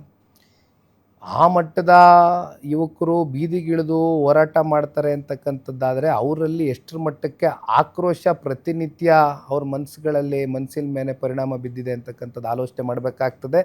ಒಂದು ಮೇಡಮ್ ನೋಡಿ, ಇವತ್ತಿಗೂ ನಮಗೂ ಇರ್ತಕ್ಕಂಥ ಚಾಲೆಂಜಸ್ಸು. ಇವತ್ತು ಸನ್ಮಾನ್ಯ ಕುಮಾರಣ್ಣ ಅವರ ಮನೆ ಹತ್ರ ಬರ್ತಕ್ಕಂಥವ್ರು ITI ಸ್ಟೂಡೆಂಟ್ಸು, ಇಂಜಿನಿಯರ್ಸು, ಡಿಪ್ಲೊಮೊ ಎಲ್ಲ ರೀತಿಯಾದಂಥ ಕೋರ್ಸ್ಗಳು ಮಾಡ್ಕೊಂಬಂದಿದ್ದಾರೆ. ಎಲ್ಲ ರೈತರ ಮಕ್ಕಳು, ಮಧ್ಯಮದ ವರ್ಗದ ಮಕ್ಕಳು. ಬಟ್ ಇವತ್ತು ಉದ್ಯೋಗ ಇಲ್ಲ. ಸರ್ಕಾರನೇ ಉದ್ಯೋಗ ಮೇಳ ಅಂತ ಮಾಡ್ತು ಮೇಡಮ್. ಎಷ್ಟು ಜನಕ್ಕೆ ಉದ್ಯೋಗ ಸೃಷ್ಟಿ ಮಾಡೋಕ್ಕಾಗಿದೆ? ನನಗೆ ಇನ್ನೂ ಒಂದು ಅರ್ಥ ಆಗದೆ ಇರ್ತಕ್ಕಂಥ ವಿಚಾರ, ನಾನು ಇವತ್ತು ಭಾಳ ಗಟ್ಟಿ ನಿಲುವಿಂದ ಹೇಳಲಿಕ್ಕೆ ಬಯಸ್ತೀನಿ. ಒಂದು ಪ್ರಾದೇಶಿಕ ಪಕ್ಷ ಆಗಿ ಸ್ಥಳೀಯವಾಗಿ ಉದ್ಯೋಗ ಎಷ್ಟು ಜನಕ್ಕೆ ಸೃಷ್ಟಿಯಾಗ್ತಾ ಇದೆ ಅಂತಕ್ಕಂಥದ್ದು ನಾನು ಕೂತ್ಕೊಂಡು ಆಲೋಚನೆ ಮಾಡ್ತಾ ಇರ್ತೀನಿ. ನಾನು ಹೋರಾಟ ಮಾಡ್ತೀನಿ ಮುಂದಿನ ದಿನಗಳಲ್ಲಿ ಈ ವಿಚಾರವಾಗಿ. ಯಾಕೆಂದರೆ ಕಂಪ್ನಿಗಳ ಸ್ಥಾಪನೆ ಆಗಿದೆ. ಎಲ್ಲ ಹೊರಗಿನವರು, ಉತ್ತರ ಭಾರತದಿಂದ ಬಂದಿರತಕ್ಕಂಥವ್ರು, ಬೇರೆ ಬೇರೆಯವ್ರಿಗೆ ಇವತ್ತು ಉದ್ಯೋಗ ಕೊಡ್ತಕ್ಕಂಥದ್ದು. ನಮ್ಮವ್ರಿಗೆ ಉದ್ಯೋಗ ಕೊಡೋದಕ್ಕೆ ಅವಕಾಶ ಇದ್ದರೂ ಕೂಡ ನಮ್ಮವ್ರನ್ನ ವಂಚಿತರಾಗಿ ಮಾಡಿ ಕೂರಿಸಿದ್ದಾರೆ ಕಂಪ್ನಿಗಳು. ಒಂದು ಕಡ್ಡಾಯವಾಗಿ ಒಂದು ರೂಲ್ ತಗೊಬನ್ನಿ, ಇಷ್ಟು ಪರ್ಸೆಂಟೇಜ್ ಸ್ಥಳೀಯರಿಗೆ ಉದ್ಯೋಗ ಸೃಷ್ಟಿ ಮಾಡ್ತೀನಿ, ಕನ್ನಡಿಗರಿಗೆ ಇಷ್ಟು ಜನಕ್ಕೆ ಸೃಷ್ಟಿ ಮಾಡಲೇಬೇಕು, ಕಂಪ್ನಿಗಳು ಕೊಡಲೇಬೇಕು ಅಂತಕ್ಕಂಥ ಒಂದು ರೂಲನ್ನು ಯಾಕೆ ಜಾರಿ ಮಾಡೋಕ್ಕಾಗಲ್ಲ? ಯಾಕೆ ಒಂದು ಕಾನೂನು ಮಾಡೋಕ್ಕಾಗಲ್ಲ ಸರ್ಕಾರಗಳು? ಯಾರೋ ಬಂದು ನಮ್ಮ ರಾಜ್ಯದಲ್ಲಿ ಉಳ್ಕೊಂಡು ಇಲ್ಲಿ ಬದುಕು ಕಟ್ಕೊಳ್ಬೇಕಾದ್ರೆ ನಮ್ಮ ನಾಡಿನ ಯುವಕರಿಗೆ ಯಾಕೆ ಉದ್ಯೋಗ ಸಿಗ್ತಾ ಇಲ್ಲ? ಯಾಕೆ ಸರ್ಕಾರಗಳು ಕಣ್ಣು ಮುಚ್ಕೊಂಡು ಕೂತಿದೆ? ನಿಮ್ಮ ಹೋರಾಟ ಎಲ್ಲಿದೆ ಸರ್ ಆ ವಿಚಾರದಲ್ಲಿ? ನೀವು ರೈಲ್ವೆ ನೇಮಕಾತಿಯಲ್ಲಿ ಕನ್ನಡದಲ್ಲಿ ಎಕ್ಸಾಮ್ ಬಗ್ಗೆ ತಾವು ಮಾತಾಡಿದ್ರಿ. ಇದು ಯಾರ ವಿರುದ್ಧ ಸರ್? ಯಾರು? ಸಿದ್ದರಾಮಯ್ಯ ಮಾಡ್ಬೇಕಾ ಅದನ್ನ? ಮೇಡಮ್, ಇದು ಅದನ್ನ ಕೇಂದ್ರ ಸರ್ಕಾರ ಮಾಡ್ಬೇಕಲ್ಲ ಸರ್? ಸರ್ ತಮ್ಮ ಹೋರಾಟ ಎಲ್ಲಿದೆ ಸರ್? ತಮ್ಮ ಗಟ್ಟಿ ಧ್ವನಿ ಎಲ್ಲಿದೆ ನಿಖಿಲ್ ಕುಮಾರಸ್ವಾಮಿ ಅವರೇ? ನೀವು ಇವತ್ತು ನಮ್ಮ ಜೊತೆ ಮಾತಾಡ್ತಿದ್ರಿ, ಫೇರ್ ಇನಫ್. ಬಟ್ ತಾವು ಆ ವಿಚಾರದಲ್ಲಿ ಕೇಂದ್ರ ಸರ್ಕಾರದ ಗಮನ ಸೆಳೆದು ಇಟ್ಸ್ ಓಕೆ, ತಮ್ಮ ತಂದೆಯವರು ಕೇಂದ್ರ ಸರ್ಕಾರದ ಭಾಗವಾಗಿರ್ಬೋದು, but you represent youths of this Karnataka state. So ನಿಮ್ಮ ಹೋರಾಟ ಎಲ್ಲಿದೆ ಸರ್? ಮೇಡಮ್, ಈ ವಿಚಾರವಾಗಿ ನನ್ನ ಎಕ್ಸ್ ಖಾತೆನಲ್ಲಿ ನಾನೊಂದು ವಿಚಾರ ಹಾಕಿದ್ದೆ. ಅದಕ್ಕೆ ಪೂರಕವಾಗೂ ನಾನು ಹೇಳ್ಬಿಡ್ತೀನಿ. 2024 ಆಗಸ್ಟ್ ತಿಂಗಳಲ್ಲಿ ಕನ್ನಡದಲ್ಲಿ ಒಂದು ಬರೀತಕ್ಕಂಥದ್ದಕ್ಕೆ, ಪರೀಕ್ಷೆ ಬರೀತಕ್ಕಂಥದ್ದಕ್ಕೆ ಅವಕಾಶ ಮಾಡ್ಕೊಟ್ಟಿರ್ತಕ್ಕಂಥ ಉದಾಹರಣೆ ಇದೆ. ಅದನ್ನು ಕೂಡ ನಾನು ಕೋಟ್ ಮಾಡಿ ಹಾಕಿದ್ದೆ. ಈ ವಿಚಾರಕ್ಕೆ ಸಂಬಂಧಪಟ್ಟಂತೆ ಸನ್ಮಾನ್ಯ ಕುಮಾರಣ್ಣ ಅವ್ರ ಹತ್ರ ಕಳೆದ 3-4 ದಿನಗಳಿಂದ ಮಾತಾಡಿ ಕನ್ಸರ್ನ್ ಮಂತ್ರಿಗಳು ಅಶ್ವಿನಿ ವೈಷ್ಣವ್ ಅವರು ಯಾರಿದ್ದಾರೆ ಅವರ ಜೊತೆಯಲ್ಲಿ ಕೂತ್ಕೊಂಡು ಚರ್ಚೆ ಮಾಡಿ ಇದನ್ನು ಬಗೆಹರಿಸ್ತಕ್ಕಂಥದ್ದಕ್ಕೆ ಕುಮಾರಣ್ಣ ಅವ್ರ ಜೊತೆ ನಾನೇ ಒತ್ತಡ ಹಾಕಿ ಮಾಡಿಸ್ತಕ್ಕಂಥದ್ದಕ್ಕೆ ಕೆಲಸ ಶುರು ಮಾಡಿಸಿದ್ದೀವಿ. ಇದೊಂದು ನಿಮ್ಮ ಗಮನದಲ್ಲಿ ಇರಲಿ ಸರ್. ನೀವು ರಾಜಿ ಮಾಡ್ಕೋಬಾರ್ದು ಸರ್. ಯಾಕೆ ಅಂತಂದರೆ ನೀವು ಮುಂದಿನ ದಿನಗಳಲ್ಲಿ ಐ ಡೋಂಟ್ ನೋ ಜನ ನಿಮ್ಮನ್ನು ಹೇಗೆ ಆಶೀರ್ವಾದ ಮಾಡ್ತಾರೆ, ಏನು ಮಾಡ್ತಾರೆ ಅಂತ. ಬಟ್ ತಮ್ಮ ಹೋರಾಟ ಮಾತ್ರ ಕನ್ನಡದ ವಿಚಾರದಲ್ಲಿ, ಕರ್ನಾಟಕದ ವಿಚಾರದಲ್ಲಿ ತಮ್ಮದೇ ಅವ್ರಿಗೆ ಅವ್ರ ಸರ್ಕಾರದ ಭಾಗ ಆಗಿರೋದ್ರಿಂದ ಐ ಡೋಂಟ್ ನೋ ಅವ್ರು ಯಾವಾಗ ಮಾತಾಡ್ತಾರೋ, ಏನು ಮಾತಾಡ್ತಾರೋ. ಬಟ್ ನೀವು ಮಾತ್ರ ರಾಜಿ ಮಾಡ್ಕೋಬಾರ್ದು. ಯಾವ ಕಾರಣಕ್ಕೂ ಮಾಡ್ಕೊಡಲ್ಲ ಮೇಡಮ್. ನಿಮ್ಮ ಮಾತಿನ ಮೇಲೆ ನನ್ನ ಸಹಮತ ಇದೆ. ರೈತರ ಆತ್ಮಹತ್ಯೆ ಬಗ್ಗೆ ಮಾತಾಡಿದ್ರಿ ನೀವು. ಒಂದು ಸ್ವಲ್ಪ 3,000 ರೈತರ ಆತ್ಮಹತ್ಯೆ ಮಾಡ್ಕೊಳ್ತಾ ಇದ್ದಾರೆ ಅಂತ. ನೋಬಡಿ ಈಸ್ ಹ್ಯಾಪಿ ಅಂತ ಅನ್ಸುತ್ತೆ. ಯಾರೂ ಸಂತೋಷವಾಗಿಲ್ಲ, ಯಾರೂ ನೆಮ್ಮದಿ ಆಗಿಲ್ಲ ರಾಜ್ಯದಲ್ಲಿ. ಒಂಥರ ಏನೋ ಒಂದು ಎಲ್ಲರೂ ಕೂಡ ಒಂದು ಸಂಕಷ್ಟದಲ್ಲಿದ್ದಾರೆ ಅಂತ ಅನಿಸುತ್ತೆ ಸರ್. ಮೇಡಮ್, ಪ್ರತಿ ಹಂತದಲ್ಲೂ ಕೂಡ ಕಾಂಗ್ರೆಸ್ನವರು, ಒಂದು ಸರ್ಕಾರದಲ್ಲಿರ್ತಕ್ಕಂಥ ವ್ಯಕ್ತಿಗಳು ಮಾತನಾಡ್ತಕ್ಕಂಥದ್ದು ಗ್ಯಾರಂಟಿ ಸ್ಕೀಮ್ಸ್ ಬಗ್ಗೆ. ಬಟ್ ನೀವು ಇವಾಗ ರೈತರ ಬಗ್ಗೆ ಹೇಳಿದ್ರಿ. ರೈತರ ಜೀವನಕ್ಕೆ ಗ್ಯಾರಂಟಿ ಸಿಗ್ತಾ ಇಲ್ಲ. ಈಗ ಮೋದಿ ಅವರು ಮೊನ್ನೆ ಭಾಷಣ ಮಾಡಿದ್ರಪ್ಪ, ನೀವು ಗೊಬ್ಬರ ಸ್ವಲ್ಪ ಕಡಿಮೆ ಯೂಸ್ ಮಾಡಿ, ನೀವು ಏನು ಪೆಟ್ರೋಲು ಡೀಸೆಲ್ನ ನೀವು ಕಡಿಮೆ ಯೂಸ್ ಮಾಡಿ ಅಂತ ಎಲ್ಲ. ಈಗ ಗೊಬ್ಬರ ಯೂಸ್ ಮಾಡಬೇಡಿ ಅಂದರೆ ರೈತರಿಗೆ ಸರ್ ಬೆಳೆ ಬೆಳೆಯೋ ಕಾಲ ಸರ್, ಅವ್ರಿಗೂ ಹೆಂಗಿದು ಕಷ್ಟ ಅಲ್ವಾ ಸರ್? ಇಲ್ಲ, ಗೊಬ್ಬರದ್ದೇ ನಾವು ನೋಡಿದ್ವಲ್ಲ ಮೇಡಮ್. ಇವಾಗ ಗೊಬ್ಬರ ಸುಲಭವಾಗಿ ಇವತ್ತು ಸರ್ಕಾರದ ಕಡೆಯಿಂದ ರೈತರಿಗೆ ನೆಟ್ಟಿಸ್ಬೇಕಾಗಿತ್ತು. ಅದು ಎಲ್ಲೋ ಒಂದು ಕಡೆ ಬ್ಲ್ಯಾಕ್ ಮಾರ್ಕೆಟಲ್ಲಿ sir, because of this crisis, ಯುದ್ಧದ ಭೀತಿಯಲ್ಲಿ ನಮಗೇನು ರಸಗೊಬ್ಬರಕ್ಕೆ ಬೇಕಾದಂತಹ ಕಚ್ಚಾ ವಸ್ತುಗಳಿವೆ, ಅದರ ಪೂರೈಕೆಯಲ್ಲಿ ವ್ಯತ್ಯಯ ಆಗಿರೋದ್ರಿಂದ ಸರ್ ಇವತ್ತು ರೈತರಿಗೆ ಹೇಳ್ತಾ ಇದ್ದಾರೆ ನೀವು ಗೊಬ್ಬರ ಕಡಿಮೆ ಬಳಸಿ ಅಂತ. ಸರ್ ಮುಂದಿನ ದಿನದಲ್ಲಿ ಆಹಾರದ ಕೊರತೆ ಆಗುತ್ತೆ ಸರ್, ಫುಡ್ ಕ್ರೈಸಿಸ್ ಶುರುವಾಗುತ್ತೆ. ಇಟ್ಸ್ ನಾಟ್ ಎ ಈಸಿ ವಿಚಾರ. ಆ್ಯಂಡ್ ಎಸ್ಪೆಷಲಿ JDS ಪಾರ್ಟಿ ರೈತರ ಪರ, ಅದು ರೈತರೇ ಅವ್ರ ಉಸಿರು. ಹೀಗಾಗಿ ರೈತರ ವಿಚಾರದಲ್ಲಿ JDS ಪಾರ್ಟಿ ಮಾತ್ರ ರಾಜಿ ಮಾಡ್ಕೊಳ್ಳೋಂಗಿಲ್ಲ. ಕುಮಾರಸ್ವಾಮಿ ಅವರು ನಮ್ಮ ರೈತರ ಪರವಾಗಿ ನಿಂತ್ಕೋಬೇಕು. ರಸಗೊಬ್ಬರದಲ್ಲಿ ನೀವು ಯಾವುದೇ ರೀತಿಯಂತ ಮುಂದಾಲೋಚನೆ ಇಲ್ಲದೆ ನೀವು ಗೊಬ್ಬರ ಬಳಸ್ಬೇಡಿ, ನೀವು ಡೀಸೆಲ್ ಬಳಸ್ಬೇಡಿ, ನೀವು ತಿನ್ನೋದು ಬಿಟ್ಬಿಡಿ ಅಂದರೆ ಇದು ಕಷ್ಟ ಆಗುತ್ತೆ ಸರ್. ಅಟ್ಲೀಸ್ಟ್ ರೈತರ ವಿಚಾರದಲ್ಲಿ ಅಲ್ಲ, ನೀವು ಹೇಳ್ತಾ ಇರೋದು 100% ಸತ್ಯ ಮೇಡಮ್. ಯಾಕೆಂದರೆ ರೈತ ಅವನಿಗೆ ಗೊತ್ತಿರ್ತಕ್ಕಂಥದ್ದು ಒಂದೇ, ಅದು ಕೃಷಿ ಆಧಾರಿತವಾದಂಥ ಜೀವನ. ಅದನ್ನು ಹೊರತುಪಡಿಸಿ ಬೇರೆ ಇನ್ಯಾವುದೋ ವ್ಯವಹಾರಗಳು ವಹಿವಾಟುಗಳು ರೈತನಿಗೆ ಗೊತ್ತಿಲ್ಲ. ಆದರೆ ತಾವೇ ಹೇಳ್ದಂಗೆ ಈಗ ಕ್ರೈಸಿಸ್ ವಿಚಾರಕ್ಕೆ ಸಂಬಂಧಪಟ್ಟಂತೆ ಏನು ಎದುರು ನೋಡ್ತಾ ಇದೆ, ಅದು ಜಸ್ಟ್ ನಾಟ್ ಭಾರತ ದೇಶ ಅಲ್ಲ. ಈಗ ಏನು ಯುದ್ಧ ನಡೀತಾ ಇದೆ, ಈ ಯುದ್ಧದ ಮಧ್ಯೆ ಆಗ್ತಾ ಇರ್ತಕ್ಕಂಥ ಈ ಗ್ಯಾಸು ಸಿಗ್ತಕ್ಕಂಥ ಕೊರತೆಗಳಿರ್ಬೋದು, ಅಥವಾ ಈಗ ರಸಗೊಬ್ಬರದ್ದಿರ್ಬೋದು, ಬಹುಶಃ ಇವೆಲ್ಲ ನೋಡ್ಕೊಂಡು ಉಪಯೋಗ ಮಾಡಿ ಅಂತ ಪ್ರಧಾನಿಗಳು ಹೇಳಿರ್ಬೋದು.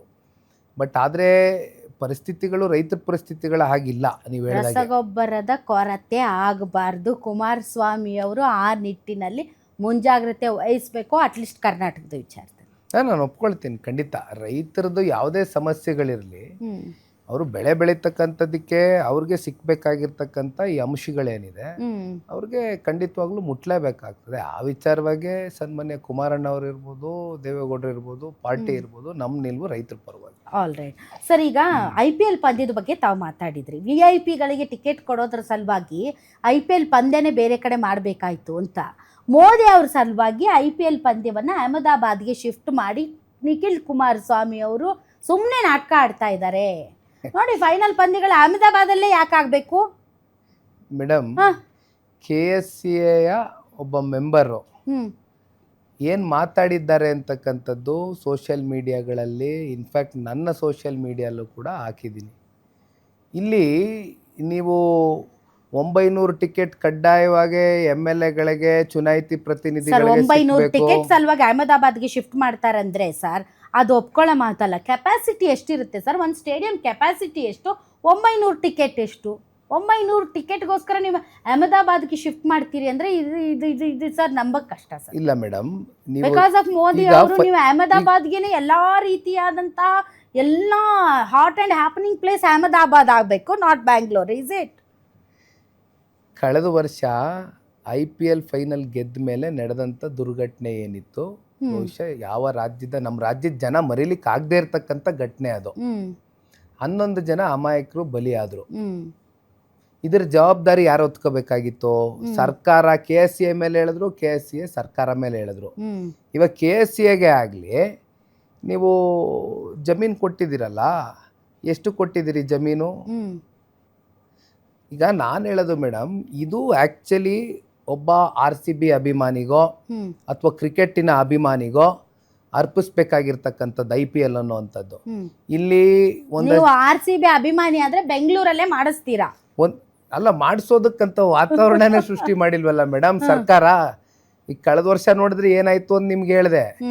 ಈಗ ಈಗಲೂ ಕೂಡ ನಾನು ಮೇಡಮ್ ನಾನು ಓಪನ್ ಆಗಿ ಸದನದ ಒಳಗಡೆ 3 ಪಕ್ಷಗಳು ಕೂಡ ಟಿಕೆಟ್ ಸಿಕ್ಕೋ ವಿಚಾರದಲ್ಲಿ ಒಂದು ಮಾತು ಬಹಳ ಗಂಭೀರವಾಗಿ ಚರ್ಚೆ ಮಾಡಿದ್ರು.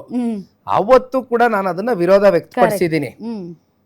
ಅಲ್ಲ, ಟಿಕೆಟ್ನ ಅಥವಾ ನಾನು ಹೇಳೋದು ಮೇಡಮ್, ಈಗ ಟಿಕೆಟ್ ಕೌಂಟರ್ಗಳಿಗೆ ಹೌದು ಟಿಕೆಟ್ ಎಲ್ಲಿ ಸಿಗ್ತಾ ಇದೆ ನಮ್ಮ ಜನಕ್ಕೆ? ಬ್ಲ್ಯಾಕ್ ಅಲ್ಲಿ ಎಷ್ಟಕ್ಕೆ ತಗೋತಾ ಇದ್ದಾರೆ ಟಿಕೆಟು? ಮಾರ್ಕೆಟ್ ಅಲ್ಲಿ ಎಷ್ಟಕ್ಕೆ ತಗೋತಾ ಇದ್ದಾರೆ ticket? But what ever sir, ಅಭಿಮಾನಿಗಳಿಗೆ ಕೈಗೆ ಈಗ ಇಷ್ಟು ಮ್ಯಾಚ್ಗಳು ನಡೆದು ಬೆಂಗಳೂರಲ್ಲಿ ಏನೋ ಅವಘಡ ನಡೆದಿಲ್ಲ, ಕೂಲಾಗೆ ನಡೀತಾ ಇದೆ. ಬಟ್ ಅಹಮದಾಬಾದ್ಗೆ ಶಿಫ್ಟ್ ಮಾಡೋದಕ್ಕೆ ಕೇವಲ VIP ಕಲ್ಚರ್ ಕಾರಣ ಅನ್ನೋದನ್ನ ನಾನು ಮಾತ್ರ, ಅಥವಾ ಈ ರಾಜ್ಯದ ಜನ ಅದ್ರ ಬಗ್ಗೆ ಅಪ್ಸೆಟ್ ಇದ್ದಾರೆ ಸರ್. ನಾನು ನಿಮ್ಗೆ ಒಂದು ಹಿಂಟ್ ಕೊಡ್ತಾ ಇದ್ದೀನಿ. ಅಲ್ಲ, ನನ್ನ ಅನಿಸಿಕೆ ಮೇಡಮ್, 2 ಸೀರಿಯಸ್ ಕಾರಣಗಳೇ. ಕಳೆದ ವರ್ಷ ನಡೆದಂತ ದುರ್ಘಟನೆ ಏನಿತ್ತು, ಪ್ಲಸ್ ಇವರು ಇಲ್ಲಿ 900 ಟಿಕೆಟು, 700 ಟಿಕೆಟು, ಅಫಿಷಿಯಲ್ಸ್ಗೆ 900 ಟಿಕೆಟು, ಇವ್ರಿಗೆ ಮತ್ತಿನ್ನೂ ಅದರಲ್ಲಿ ಪರ್ಸೆಂಟೇಜ್ ಜಾಸ್ತಿ ಮಾಡಬೇಕು, ಮತ್ತಿನ್ನೂ 10,000 ಜನಕ್ಕೆ ಕೊಡಬೇಕು ಅಂತಕ್ಕಂಥ ಒತ್ತಡಗಳಿದೆಯಲ್ಲ, ಈ ಬಹುಶಃ ಈ ಒತ್ತಡಕ್ಕೆ ಮಣದು ಅಲ್ಲಿಗೆ ಶಿಫ್ಟ್ ಆಗಿದೆ ಅಂತಕ್ಕಂಥದ್ದು. ನೀವು ಹೋರಾಟ ಮಾಡಿ ಅದ್ರ ವಿರುದ್ಧ, ನೀವು ಮಾಡಿ ಸರ್. ಯಾಕೆ ಆಗ್ಬಾರ್ದು? ನಮ್ಮ ಬೆಂಗಳೂರಲ್ಲಿ ಯಾಕೆ ಆಗ್ಬಾರ್ದು? ಅಹಮದಾಬಾದಲ್ಲೇ ಯಾಕೆ ಆಗ್ಬೇಕು ಅನ್ನೋ ವಿಚಾರದಲ್ಲಿ ಸರ್ ಈ ತ್ರಿಭಾಷಾ ಸೂತ್ರ ಸರ್, ಯಾಕೆಂದ್ರೆ you are the partner of BJP. ಈಗ BJP ತ್ರಿಭಾಷಾ ಸೂತ್ರವನ್ನು ತರೋದಕ್ಕೆ ಎಸ್ಪೆಷಲಿ ತಮಿಳ್ನಾಡಲ್ಲಿ ಅದಕ್ಕೆ ಭಾರಿ ವಿರೋಧ ವ್ಯಕ್ತವಾಯಿತು. ಸೊ ಪಾರ್ಟಿ ಸ್ಟ್ಯಾಂಡ್ ಕ್ಲಿಯರ್ ಇದೆಯಾ ನಿಮ್ಮಲ್ಲಿ ತ್ರಿಭಾಷಾ ಸೂತ್ರಕ್ಕೆ ಸಂಬಂಧಪಟ್ಟಂತೆ? ಮೇಡಮ್, ಇವಾಗ ಯಾವುದೇ ರಾಜ್ಯದಲ್ಲಾಗಲಿ ನಂದಂತೂ ನೋಡಿ ಮೇಡಮ್, ಭಾಷೆ ಮೇಲೆ ಎಸ್ಪೆಷಲಿ ಈಗ ಈ ತ್ರಿಭಾಷಾ ಸೂತ್ರವನ್ನು ನಮ್ಮ ಮೇಲೆ ಏರ್ತಕ್ಕಂಥದ್ದು ಫೋರ್ಸ್ಫುಲಿ ನಾನಂತೂ ಅದನ್ನು ಒಪ್ಪಲಿಕ್ಕಿಲ್ಲ. ಯಾಕೆಂದರೆ ಇಲ್ಲಿ ಕನ್ನಡ ಇದ್ದರೆ ಜೀವನ ಸಾರ್ವಭೌಮ. ನಡೆಯುತ್ತೆ, ಸಾರ್ವಭೌಮ. ಹೌದು, ನಮ್ಮ ಕನ್ನಡ ನಾಡಿನ ಭಾಷೆಯ ಬಗ್ಗೆ ಇತ್ತೀಚಿನ ದಿನಗಳಲ್ಲಿ ಅಭಿಮಾನ ಕಮ್ಮಿ ಆಗ್ತಕ್ಕಂಥದ್ದು ಕೂಡ ನಾವು ಪ್ರತಿನಿತ್ಯ ನೋಡ್ತಾ ಇದ್ದೀವಿ. ಇದ್ರ ಮಧ್ಯೆ ನಾವು ಈ ರೀತಿ ಏರ್ತಾ ಹೋದ್ರೆ ಬಹುಶಃ ಎಲ್ಲೋ ಒಂದ್ ಕಡೆ ನಮ್ಮ ಭಾಷೆಯ ಅಭಿಮಾನನೂ ಕೂಡ ಹೆಚ್ಚಾಗಿ ಕಳ್ಕೊಳ್ತಕ್ಕಂಥ ದಿನಗಳು ಬಹಳ ದೂರ ಇಲ್ಲ. ಹಾಗಾಗಿ ಇದ್ರ ಬಗ್ಗೆ ನಂದಂತೂ ಸಹಮತ ಇಲ್ಲ ಮೇಡಮ್. Fair enough. ಸರ್, ಈಗ ಕಾಂಗ್ರೆಸ್ ಪತನ ಆಗುತ್ತೆ ಸರ್ಕಾರ ಈ ಒಳಜಗಳದಿಂದ ಅಂತ ತಾವು ಏನೊಂದು ಸ್ಟೇಟ್ಮೆಂಟ್ ಕೊಟ್ಟಿದ್ರಿ. ಸೊ ತಾವು ನಿರೀಕ್ಷಿಸ್ತಾ ಇದ್ದೀರಾ ಇದು ಬಿದ್ದೋಗುತ್ತೆ ಸರ್ಕಾರ ಅಂತ? ಮೇಡಮ್, ನಾನು ಒಂದು ಮಾತು ಹೇಳ್ತೀನಿ, ಸರ್ಕಾರ ಕೊನೆಯ ದಿನದವರೆಗೂ, ಕೊನೆಯ ಸೆಕೆಂಡ್ವರೆಗೂ ಫೈಲಿಗೆ ಸೈನ್ ಹಾಕಿ ಅಲ್ಲಿ ಬರ್ತಕ್ಕಂಥ ಆದಾಯ ಏನಿದೆ, ಭ್ರಷ್ಟಾಚಾರದ ಹಣ ಏನಿದೆ, ಅದನ್ನ ತಗೊಂಡು ಜೇಬ್ಗೆ ಹಾಕೊಂಡು ಹೋಗ್ತಕ್ಕಂಥದ್ದು ಈ ಸರ್ಕಾರ ಮಾಡುತ್ತೆ ಹೊರತುಪಡಿಸಿ ಬಹುಶಃ ಕುರ್ಚಿ ಗದ್ದಲ ಅಂತಕ್ಕಂಥದ್ದು ಇದೇನು ಹೊಸದೇನಲ್ಲ. ಇವತ್ತು ಕರ್ನಾಟಕ ರಾಜ್ಯದ ಜನತೆಗೆ ಕಳೆದ 3 ವರ್ಷದಿಂದಾನು, ಅದರಲ್ಲೂ 1 ವರ್ಷದಿಂದ ಬಹಳ ತಾರಕಕ್ಕೆ ಏರ್ಬಿಟ್ಟಿದೆ. ಇದು ಎಲ್ಲೋ ಒಂದ್ ಕಡೆ ನನಗೆ ಒಂದು ರೀತಿ ಕಾಂಗ್ರೆಸ್ನ ರಾಷ್ಟ್ರೀಯ ಅಧ್ಯಕ್ಷರು ಕೊಟ್ಟಿರ್ತಕ್ಕಂಥ ಹೇಳಿಕೆ ನೋಡಿದಾಗ, ಅವ್ರ ಕಡೆ ಅವ್ರ ಅಂಗಳಕ್ಕೆ ಬಾಲ್ ತಿರುಗಿದಾಗ ಎಲ್ಲೋ ಒಂದ್ ಕಡೆ ಅವರು ಹೈಕಮಾಂಡ್ ಜೊತೆ ಕೂತ್ ಚರ್ಚೆ ಮಾಡ್ತೀನಿ ಅಂತಕ್ಕಂಥ ಮಾತನ್ನು ಹೇಳ್ತಾರೆ ಅಂದ್ರೆ, ಮತ್ತೆ ಹೈಕಮಾಂಡು ಕೂಡ ಈ ವಿಚಾರಕ್ಕೆ ಸಂಬಂಧಪಟ್ಟಂತೆ ಇಷ್ಟೆಲ್ಲ ಬೀದಿನಲ್ಲಿ ರಂಪಾಟ ಆಗ್ತಾ ಇದೆ, ಮೀಡಿಯಾಗಳಲ್ಲಿ ಡಿಬೇಟ್ಸ್ ನಡೀತಾ ಇದೆ, ಸಾರ್ವಜನಿಕರು ಚರ್ಚೆ ಮಾಡ್ತಾ ಇದ್ದಾರೆ, ವಿರೋಧ ಪಕ್ಷದವರು ಕೂಡ ಇದ್ರ ಬಗ್ಗೆ ಚರ್ಚೆ ಮಾಡ್ತಾ ಇದ್ದಾರೆ. ಬಟ್ ಯಾರು ಕೂಡ ಇಂಟರ್ಫಿಯರೆನ್ಸ್ ಆಗಿ ಇದನ್ನ ಒಂದು ತಾರ್ಕಿಕ ಹಂತಕ್ಕೆ ತಗೊಂಡು ಹೋಗ್ತಕ್ಕಂಥದ್ದಕ್ಕೆ ಧೈರ್ಯ ಮಾಡ್ತಾ ಇಲ್ಲ. It is very clear. ನನ್ನ ಅಭಿಪ್ರಾಯದಲ್ಲಿ ಇದು ಈಗ ನಡ್ಕೊಂಡು ಹೋಗ್ತದೆ. ಆದರೆ ಸರ್ಕಾರ ಏನು ಕೊನೆ ಕ್ಷಣದವರೆಗೂ ಕೂಡ ಆ ಭ್ರಷ್ಟಾಚಾರದ ದುಡ್ಡು ಅವ್ರ ಜೇಬಿಗೆ ಸೇರೋವರೆಗೂ ಕೂಡ ಸರ್ಕಾರ ನಡೆಸ್ತಾರೆ. ಆಲ್ ರೈಟ್ ಸರ್, ಈಗ ನೀವು ನಿಮ್ಮ ರೋಲ್ ಮಾಡಲ್ ಯಾರು ಸರ್? ದೇವೇಗೌಡರ, ಕುಮಾರಸ್ವಾಮಿ ಅವರು? ಯಾರ ಸ್ಟೈಲ್ ಆಫ್ ಪಾಲಿಟಿಕ್ಸ್ನ ನೀವು ಅಡಾಪ್ಟ್ ಮಾಡ್ಕೊಳ್ಳೋಕೆ ಇಷ್ಟಪಡ್ತೀರಿ? ಈಗ ಸನ್ಮಾನ್ಯ ದೇವೇಗೌಡರು ಸಾಹೇಬರು ಅಂತ ಇದ್ದಂಗೆ ನಮಗೆ ಒಂದು ಪದ ನಮ್ಮ ಮುಂದೆ ಕಣ್ಣೆದುರುಗಡೆ ಬರ್ತಕ್ಕಂಥದ್ದು ಹೋರಾಟದ ಕಿಚ್ಚು. ಇವತ್ತಿಗೂ ಕೂಡ 93 ವಯಸ್ಸಿನ ದೇವೇಗೌಡರು ಸಾಹೇಬರು ಕಮ್ಮಿ ಆಗಿಲ್ಲ. ಅದ್ರ ಮಧ್ಯೆ ನಾನು ಸ್ವಲ್ಪ ಈ ರಿಸರ್ಚ್ ಬಗ್ಗೆ ನಿಮ್ಗೆ ಹೇಳಿದೆ. ಸನ್ಮಾನ್ಯ ದೇವೇಗೌಡರು ಸಾಹೇಬ್ರಿಗೆ ಯಾವುದಾದ್ರೂ ಒಂದು ವಿಚಾರದ ಬಗ್ಗೆ ಡೀಪ್ ಆಗಿ ಅನಲೈಸ್ ಮಾಡ್ತಕ್ಕಂಥದ್ದಕ್ಕೆ, ಇವತ್ತು ಅವರು ಲೋಕಸಭೆಗೆ ಹೋಗಿ ಯಾವುದಾದ್ರೂ ಒಂದು ವಿಚಾರವಾಗಿ ಚರ್ಚೆ ಮಾಡ್ತಾರೆ ಅಂದ್ರೆ ಹಿಂದಿನ ದಿನ ಅವರು ಪ್ರಿಪ್ರೇಷನ್ ಆಗ್ತಕ್ಕಂಥದ್ದು ಇದೆಯಲ್ಲ, ಅದು ಈ ವಯಸ್ಸಿನಲ್ಲೂ ಕೂಡ ನಾನು ಕಣ್ಣಾರೆ ನೋಡಿರ್ತಕ್ಕಂಥದ್ದು. ಬಹುಶಃ ಅವ್ರಿಗೆ ಎಷ್ಟು ಕಮಿಟ್ಮೆಂಟ್ ಇದೆ, ಆಮೇಲೆ ವಿಚಾರದ ಬಗ್ಗೆ ನನಗೆ ಡೀಪ್ ನಾಲೆಡ್ಜ್ ಇರಬೇಕು ನಾನು ಮಾತಾಡಬೇಕಾದ್ರೆ ಅಂತಕ್ಕಂಥದ್ದು ಅವ್ರ ಮನಸ್ಸಲ್ಲೇನಿದೆ. ಬಹುಶಃ ಇದನ್ನ ನಾನೊಬ್ಬನೇ ಅಲ್ಲ, ರಾಜಕಾರಣಕ್ಕೆ ಬರ್ತಕ್ಕಂಥ ಯುವ ಪೀಳಿಗೆ ಏನಿದೆ ಇದನ್ನ ಫಾಲೋ ಮಾಡಬೇಕಾಗ್ತದೆ. ಯಾಕೆಂದ್ರೆ ಯಾವುದೇ ವಿಚಾರದ ಬಗ್ಗೆ ಡೀಪ್ ಅನಲೈಸೇಷನ್ ನಾವು ಯಾರು ಮಾತಾಡೋದಕ್ಕಿಂತ ಮುಂಚಿತವಾಗಿ ಮಾಡ್ಕೊಳ್ಬೇಕಾಗ್ತದೆ. ಇನ್ನು ಕುಮಾರಣ್ಣ ಅವ್ರ ಬಗ್ಗೆ ಮಾತಾಡೋದಾದರೆ ನಿಮಗೆ ಗೊತ್ತಿದೆ, ತಾಯಿ ಹೃದಯ, ಜೊತೆಯಲ್ಲಿ ಅಧಿಕಾರ ಇರಲಿ ಇಲ್ಲದೆ ಹೋಗಲಿ ಎಲ್ಲರನ್ನೂ ಪ್ರೀತಿಸ್ತಕ್ಕಂಥವ್ರು. ಇವರಿಬ್ಬರ ಒಂದು ಆದರ್ಶ ನನ್ನ ಜೀವನದಲ್ಲಿ ಅಳವಡಿಸ್ಕೊಂಡು ಹೋಗ್ತೀನಿ ಮೇಡಮ್. ಮುಂದಿನ 10 ವರ್ಷಗಳಲ್ಲಿ ನಿಖಿಲ್ ಕುಮಾರಸ್ವಾಮಿ ಅವರು ಎಲ್ಲಿರ್ತಾರೆ? ಅವ್ರ ಕನಸೇನು? ಮುಂದೆ ಅವರು ಯಾವ ಕನಸನ್ನ ಕಾಣ್ತಾ ಇದ್ದಾರೆ? ಮೇಡಮ್, ಇದು ನಿಖಿಲ್ ಕುಮಾರಸ್ವಾಮಿಯ ಒಬ್ಬ ವ್ಯಕ್ತಿಯ ಪ್ರಶ್ನೆ ಅಲ್ಲ. ಯಾಕೆ ನಿಮಗೆ ಮಹತ್ವಾಕಾಂಕ್ಷೆ ಇರಬಾರ್ದಾ? ಅಲ್ಲ, ಖಂಡಿತ ಇದೆ, ಇಲ್ಲ ಅಂತ ನಾನು ಹೇಳ್ತಾ ಇಲ್ಲ. ಇಲ್ಲೇ ಇಲ್ಲ ಅಂತ ಹೇಳ್ತಕ್ಕಂಥವನು ರಾಜಕಾರಣಿನೇ ಅಲ್ಲ, ಆದರೆ ಸನ್ಯಾಸಿ ಆಗ್ಬೇಕಷ್ಟೆ. ಆದರೆ ಒಂದು ನಾನು ಭಾಳ ಸ್ಪಷ್ಟವಾಗಿ ಹೇಳೋವಂಥದ್ದು ಮೇಡಮ್, ನಾವೆಲ್ಲರೂ ಇವತ್ತು ಪ್ರತಿನಿಧಿಸ್ತಾ ಇರ್ತಕ್ಕಂಥದ್ದು ಅಥವಾ ರಾಜಕಾರಣವನ್ನು ಮಾಡ್ತಾ ಇರ್ತಕ್ಕಂಥದ್ದು ಜನತಾದಳ ಪಕ್ಷದ ಒಂದು ನೆರಳಿನಲ್ಲಿ. ಹಾಗಾಗಿ ನನ್ನ ಮುಂದೆ ಇರ್ತಕ್ಕಂಥ ಕಲ್ಪನೆ ಇಷ್ಟೇ, ಕೇಡರ್ನ ಕಟ್ಟಬೇಕಾಗ್ತದೆ. ಇನ್ನು 25 ವರ್ಷಗಳ ಕಾಲ ಈ ಪಕ್ಷ ಸದೃಢವಾಗಿ ಬೆಳೆಸ್ತಕ್ಕಂಥದ್ದಕ್ಕೆ ನಂದಾದಂಥ ಕೆಲವೊಂದಷ್ಟು ಆಲೋಚನೆಗಳು, ಚಿಂತನೆಗಳನ್ನ ಇಟ್ಕೊಂಡಿದ್ದೀನಿ. ರೋಡ್ ಮ್ಯಾಪ್ ಅಂತಕ್ಕಂಥದ್ದು ಪ್ರಾರಂಭದಲ್ಲಿ ನಿಮ್ಗೊಂದು ಹೇಳಿದೆ, ಸಂಘಟನೆ ಸಂಘರ್ಷ ಅಂತ. ಸಂಘಟನೆ ಅಂತಕ್ಕಂಥದ್ದು ಒಂದು ನನ್ನ ತಲೆನಲ್ಲೇನು, ಒಬ್ಬ ಕಾರ್ಯಕರ್ತನಿಗೆ ಸಬಲರಾಗಿ ಮಾಡಬೇಕು, ಅವ್ರನ್ನ ಸಬಲೀಕರಣರಾಗಿ ಮಾಡಬೇಕು ಅಂತಕ್ಕಂಥದ್ದು ನನ್ನ ತಲೆಯಲ್ಲಿ. ಯಾಕೆಂದ್ರೆ ಕಾರ್ಯಕರ್ತ ಅಂತಕ್ಕಂಥವನು ಸೀಮಿತ ಆಗಬಾರ್ದು, ಕಾರ್ಯಕರ್ತ ಅಂತಕ್ಕಂಥವನು ಕೇವಲ ಪಕ್ಷದ ಜೆಂಡಾ ಹಿಡಿಯೋಕ್ಕೆ ಮಾತ್ರ ಸೀಮಿತ ಆಗಬಾರ್ದು. ಬದಲಾಗಿ ಅವನು ಜನರ ಧ್ವನಿಯಾಗಿ ಕೆಲಸ ಮಾಡ್ತಕ್ಕಂಥದ್ದಕ್ಕೆ ಅವನಿಗೆ ಶಕ್ತಿ ತುಂಬಿಸ್ಬೇಕು ನಾವು.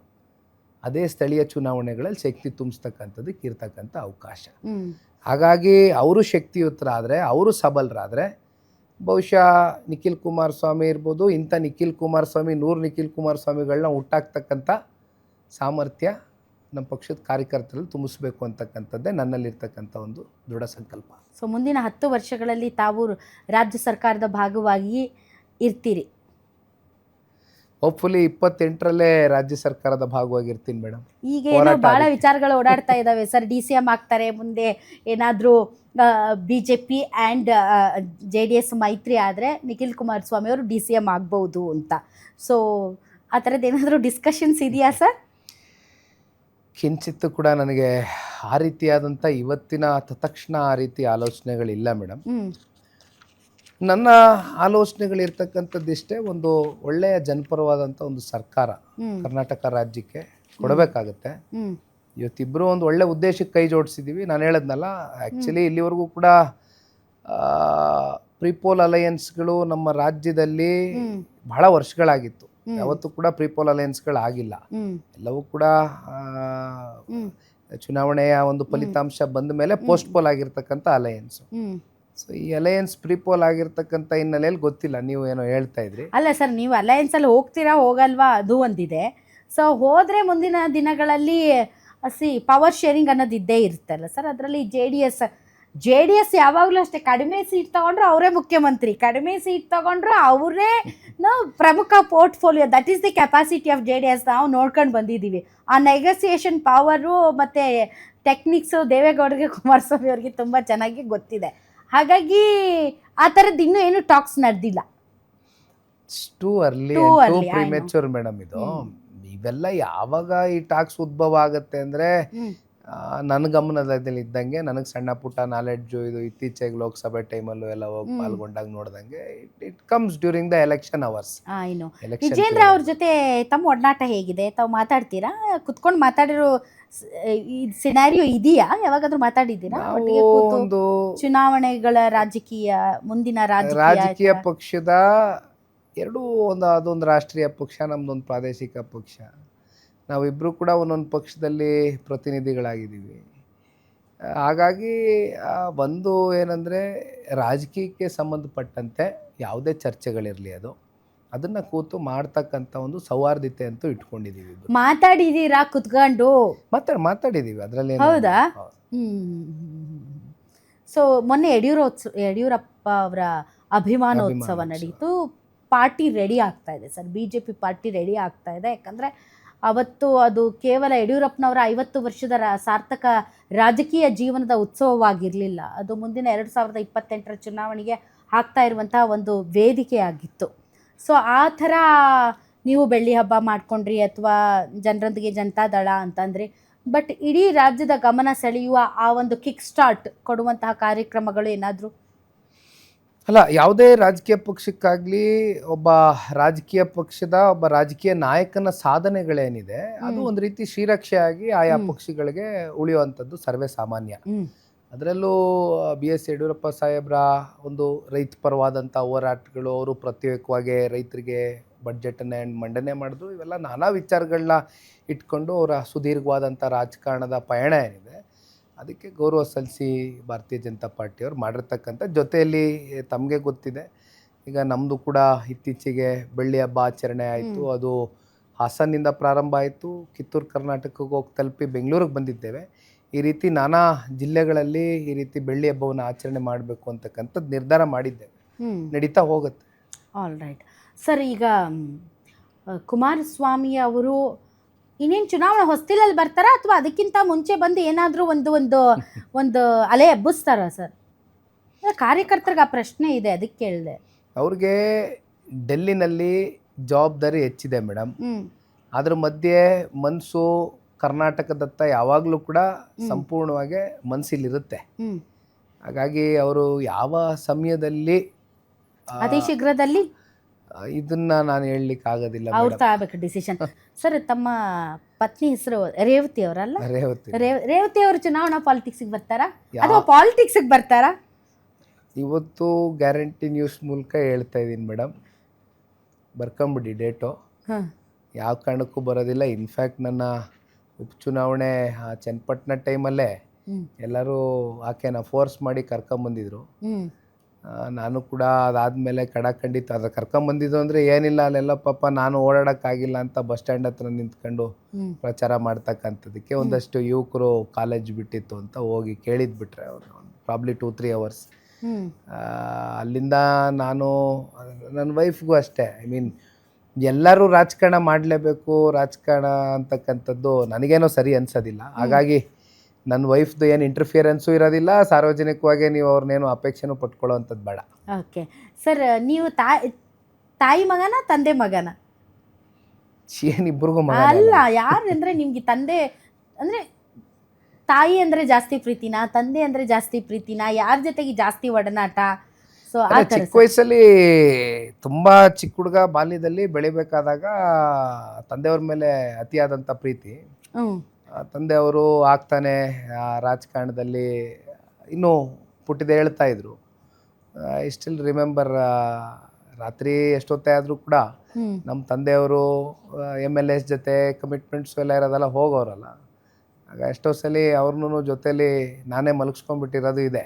ನಾನು ಮಲಗ್ತಾ ಇರಲಿಲ್ಲ ನಮ್ಮ ತಂದೆಯವ್ರನ್ನ ಬಿಟ್ಟು. ಓ ಆ ಥರ ಅದು ಒಂಥರ ಬಾಂಧವ್ಯನೇ ಬೇರೆ ಇತ್ತು. ಸೊ ಈಗಲೂ ಹಂಗೆ ಕಂಟಿನ್ಯೂ ಆಗಿದೆ. At the same time of course ಆ ತಾಯಿ ಪ್ರೀತಿ ನಿಮ್ಗೆ ಗೊತ್ತಿದೆ, ಅದು ಯಾವತ್ತೂ ಕೂಡ ನಮ್ಮ ತಾಯಿಯವ್ರ ಬಗ್ಗೆ ವಿಶೇಷವಾದಂಥ ಪ್ರೀತಿ. ಹ್ಮ್ ಹ್ಮ್ ಬೈತಾರ? ಯಾವತ್ತಾದ್ರೂ ಬೈದಿದಾರ ನಿಮ್ಮನ್ನ?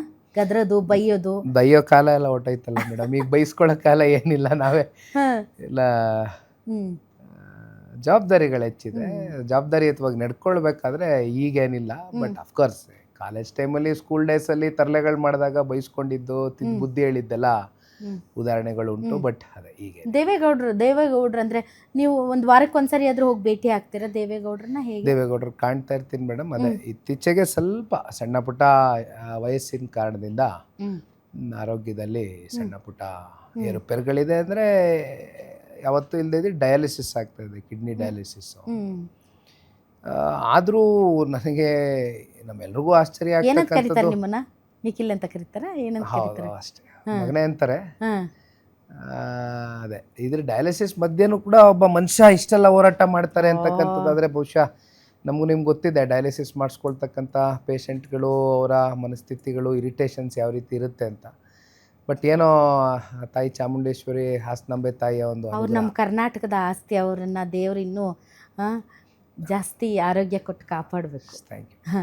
ಸರ್, ಯಾರು ಫೇವ್ರೇಟ್ ಮೊಮ್ಮಕ್ಕಳು ಅವ್ರಿಗೆ? ಯಾರನ್ನ ಜಾಸ್ತಿ ಪ್ರೀತಿ ಮಾಡ್ತಾರೆ? ದೇವೇಗೌಡರು ಸಾಹೇಬ್ರಿಗ?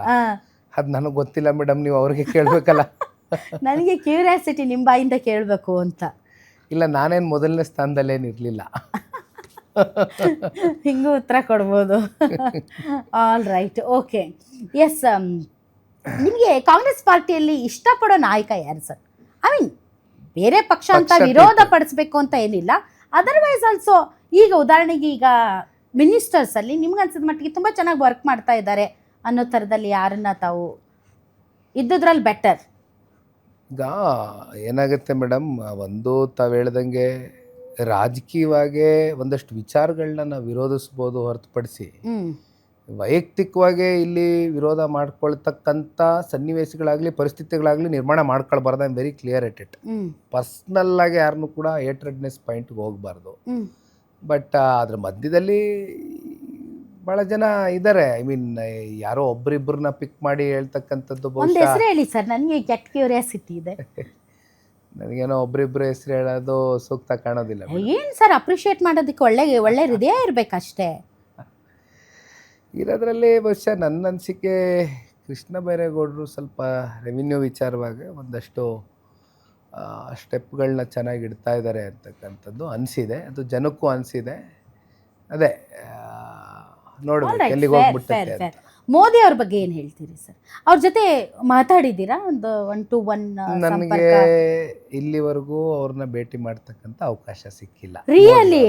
ಓ ಮೈ ಗಾಡ್, ನಾನು ಅನ್ಕೊಂಡೆ ಕುಮಾರಸ್ವಾಮಿ ಅವ್ರು ಇರೋದ್ರಿಂದ ನೀವು ಡೆಲ್ಲಿಗೆ ಹೋದಾಗೆಲ್ಲ ಒಂದು ರೌಂಡ್ ಹೋಗಿ ಅಲ್ಲಿ ಅವ್ರನ್ನ ನೋಡಿ ಬರ್ತೀರೇನೋ ಅಂತ ನಾನು. ಮೇಡಮ್, ನಾನು ನಮ್ಮ ತಂದೆಯವರು ಮುಖ್ಯಮಂತ್ರಿ ಆಗಿದ್ದಾಗಲೂ ಹೆಚ್ಚಾಗಿ ಕಾಣಿಸ್ಕೊಂಡಿಲ್ಲ. ಅಂದರೆ ತಂದೆಯವರ ಆಡಳಿತದಲ್ಲಿ ನನ್ನ ಹಸ್ತಕ್ಷೇಪ ಯಾವತ್ತೂ ಇರಲಿಲ್ಲ. ಅದೇ ರೀತಿ ಈಗ ಡೆಲ್ಲಿಗೆ ನಮ್ಮ ತಂದೆಯವರು ಹೋದ ನಂತರವೂ ಕೂಡ very rarely I go to Delhi. ನನ್ನ ಕೆಲಸ ಅದಲ್ಲ. ನನ್ನ ಕೆಲಸ ಇಲ್ಲಿ ಪಕ್ಷ ಸಂಘಟನೆ, ಕಾರ್ಯಕರ್ತರ ಜೊತೆ ಬೆರೆಯೋದು, ಜನರ ಸಂಕಷ್ಟ ಆಲಿಸೋದು, ಪಾರ್ಟಿ ಕಟ್ಟೋದು. ಹಾಗಾಗಿ ನಾನು ಭಾಳ ಕಮ್ಮಿ ಅಲ್ಲಿ ಹೋಗ್ತಕ್ಕಂಥದ್ದು. ತಾವು ಹೇಳ್ದಂಗೆ ದೇಶದ ಗೌರವಾನ್ವಿತ ಪ್ರಧಾನಮಂತ್ರಿಗಳನ್ನ ಭೇಟಿ ಮಾಡ್ತಕ್ಕಂಥ ಸಮಯ ಕೇಳಿದ್ರೆ ಬಹುಶಃ ಕೊಡ್ತಾರೆ. ಅದೇ ಮುಂದೊಂದು ದಿನ ಯಾವತ್ತಾದರೂ ಅವ್ರನ್ನ ಭೇಟಿ ಮಾಡ್ತೀನಿ. ನಿಮ್ಮ ಮಗನಿಗೆ ಎಷ್ಟು ವರ್ಷ ಸರ್ ಈಗ? ಮಗನಿಗೆ ಸೆಪ್ಟೆಂಬರ್ ಆದರೆ 5 ತುಂಬುತ್ತೆ ಮೇಡಮ್. 5 ತುಂಬುತ್ತೆ. ಸೊ ಟಿವಿ ಗಿವಿ ನೋಡ್ತಾರಾ ಇದೆಲ್ಲ? ಐ ಮೀನ್ ನೋಡ್ತಾರೆ, ಎಲ್ಲ ಫೋನೇ ನೋಡ್ತಾರಲ್ಲ ಮೇಡಮ್. ಇವತ್ತಿನ ಕಾಲದ ಹುಡುಗರು ಟಿವಿಯಲ್ಲಿ ಐಪ್ಯಾಡು ಫೋನ್ನಲ್ಲೇ ಕೂತ್ಬಿಡ್ತಾರಲ್ಲ. ಬಟ್ ಆದಷ್ಟು ಕಮ್ಮಿ ಮಾಡ್ತೀವಿ. ಬಟ್ ನಾನು ನನ್ನ ಹೆಂಡತಿ ಯಾವಾಗಲೂ ಮಾತಾಡ್ಕೊಳ್ತಾ ಇದ್ವಿ ಮ್ಯಾರೇಜ್ ಆದಾಗ, ಯಾಕೆ ಮಕ್ಕಳಿಗೆ ಫೋನ್ ತೋರಿಸ್ಕೊಂಡು ಊಟ ಮಾಡಿಸ್ತಾರಲ್ಲ ಅಂತ. ಬಟ್ ಮಗು ಹುಟ್ಟಿದ ಮೇಲೆ ಗೊತ್ತಾಯ್ತು ಇದು ಫೋನ್ ತೋರಿಸ್ಲೇಬೇಕು, ಬೇರೆ ದಾರಿ ಇಲ್ಲ, ಇಲ್ಲಾರು ಹೊಟ್ಟೆ ಒಳಗಡೆ ಊಟ ಹೋಗಲ್ಲ ಅಂತ. ಹಂಗಾಗಿ ನೋಡ್ತಾನೆ, ಹಿ ಅಬ್ಸರ್ವ್ಸ್ ಎ ಲಾಟ್. ನಮ್ಮ ಪಾರ್ಟಿ ಕಾರ್ಯಕ್ರಮ ಇದೆಲ್ಲ ನೋಡ್ತಾನೆ. ಅವ್ರ ತಾತನ ಅವ್ರನ್ನೆಲ್ಲ ಕಂಡು ಹಿಡಿತಾರ. ಡೆಫಿನೆಟ್ಲಿ ಈಗಿನ ಕಾಲದ ಜನರೇಷನ್ ಎಲ್ಲ ಸ್ಪೀಡ್ ಇದಾರಲ್ಲ ಮೇಡಮ್, ತುಂಬಾ ಶಾರ್ಪ್ ಇದ್ದಾರೆ. ಈ ವಾಚಸ್ JDS ಅದು ಇದು ಅಂತ ಎಲ್ಲ ಅನ್ನಕ್ಕೆ ಶುರು ಮಾಡ್ತಾನೆ, ನೋಡ್ತಾ ಇರ್ತಾನೆ. All right, thank you very much Nikhil Kumaraswamy ಅವರು. ಇಷ್ಟೊತ್ತು ಗ್ಯಾರಂಟಿ ನ್ಯೂಸ್ ಜೊತೆ ಮಾತಾಡಿದ್ರಿ. Thanks a lot. ತಮ್ಮ ಒಂದು ಏನು ದೂರದೃಷ್ಟಿ ಇದೆ ಈ ಕರ್ನಾಟಕ ರಾಜ್ಯದ ಬಗ್ಗೆ ಮತ್ತು ರಾಜಕೀಯದ ಬಗ್ಗೆ, ಅದೆಲ್ಲ ನಿಮ್ಮ ಕನಸುಗಳೆಲ್ಲ ನನಸಾಗಲಿ. ಮತ್ತು ಡೆಫಿನೆಟ್ಲಿ ನೀವು ಒಂದು ಮಾತು ನನಗೆ ಈ ಇಡೀ ಇಂಟರ್ವ್ಯೂವಲ್ಲಿ ಇಷ್ಟ ಆಗಿದ್ದು ಏನಂದರೆ, ಈ ಪ್ರಜಾಪ್ರಭುತ್ವ ವ್ಯವಸ್ಥೆಯಲ್ಲಿ ಮತದಾರನಿಗೆ ಗೊತ್ತು ಯಾವಾಗ ಗೆಲ್ಲಿಸಬೇಕು ಯಾವಾಗ ಸೋಲಿಸಬೇಕು ಅಂತ. ಆ ಸೋಲನ್ನು ಈ ಪ್ರಜಾಪ್ರಭುತ್ವ ವ್ಯವಸ್ಥೆಯಲ್ಲಿ ವಿನಮ್ರತೆಯಿಂದ ಸ್ವೀಕರಿಸೋದು ಮತ್ತು ಜನ ಕೊಡುವ ಗೆಲುವಿಗಾಗಿ ಹೋರಾಟ ಮಾಡೋದಿದೆಯಲ್ಲ ಸರ್, ಅದು ಉತ್ತಮ ನಾಯಕನ ಲಕ್ಷಣ. ಅದನ್ನು ನಿಮ್ಮಲ್ಲಿ ನಾನು ಇವತ್ತು ನೋಡಿದ್ದೀನಿ. ಸೊ ನನಗೆ ತುಂಬ ಖುಷಿ ಆಯಿತು. Thank you very much. ನೋಡಿದ್ರಲ್ಲ ವೀಕ್ಷಕರೇ, ಇದು ನಿಖಿಲ್ ಕುಮಾರಸ್ವಾಮಿ ಅವರ ಸಂದರ್ಶನ. ಗ್ಯಾರಂಟಿ ನ್ಯೂಸ್, ಸುದ್ದಿ ಖಚಿತ, ನ್ಯಾಯ ನಿಶ್ಚಿತ.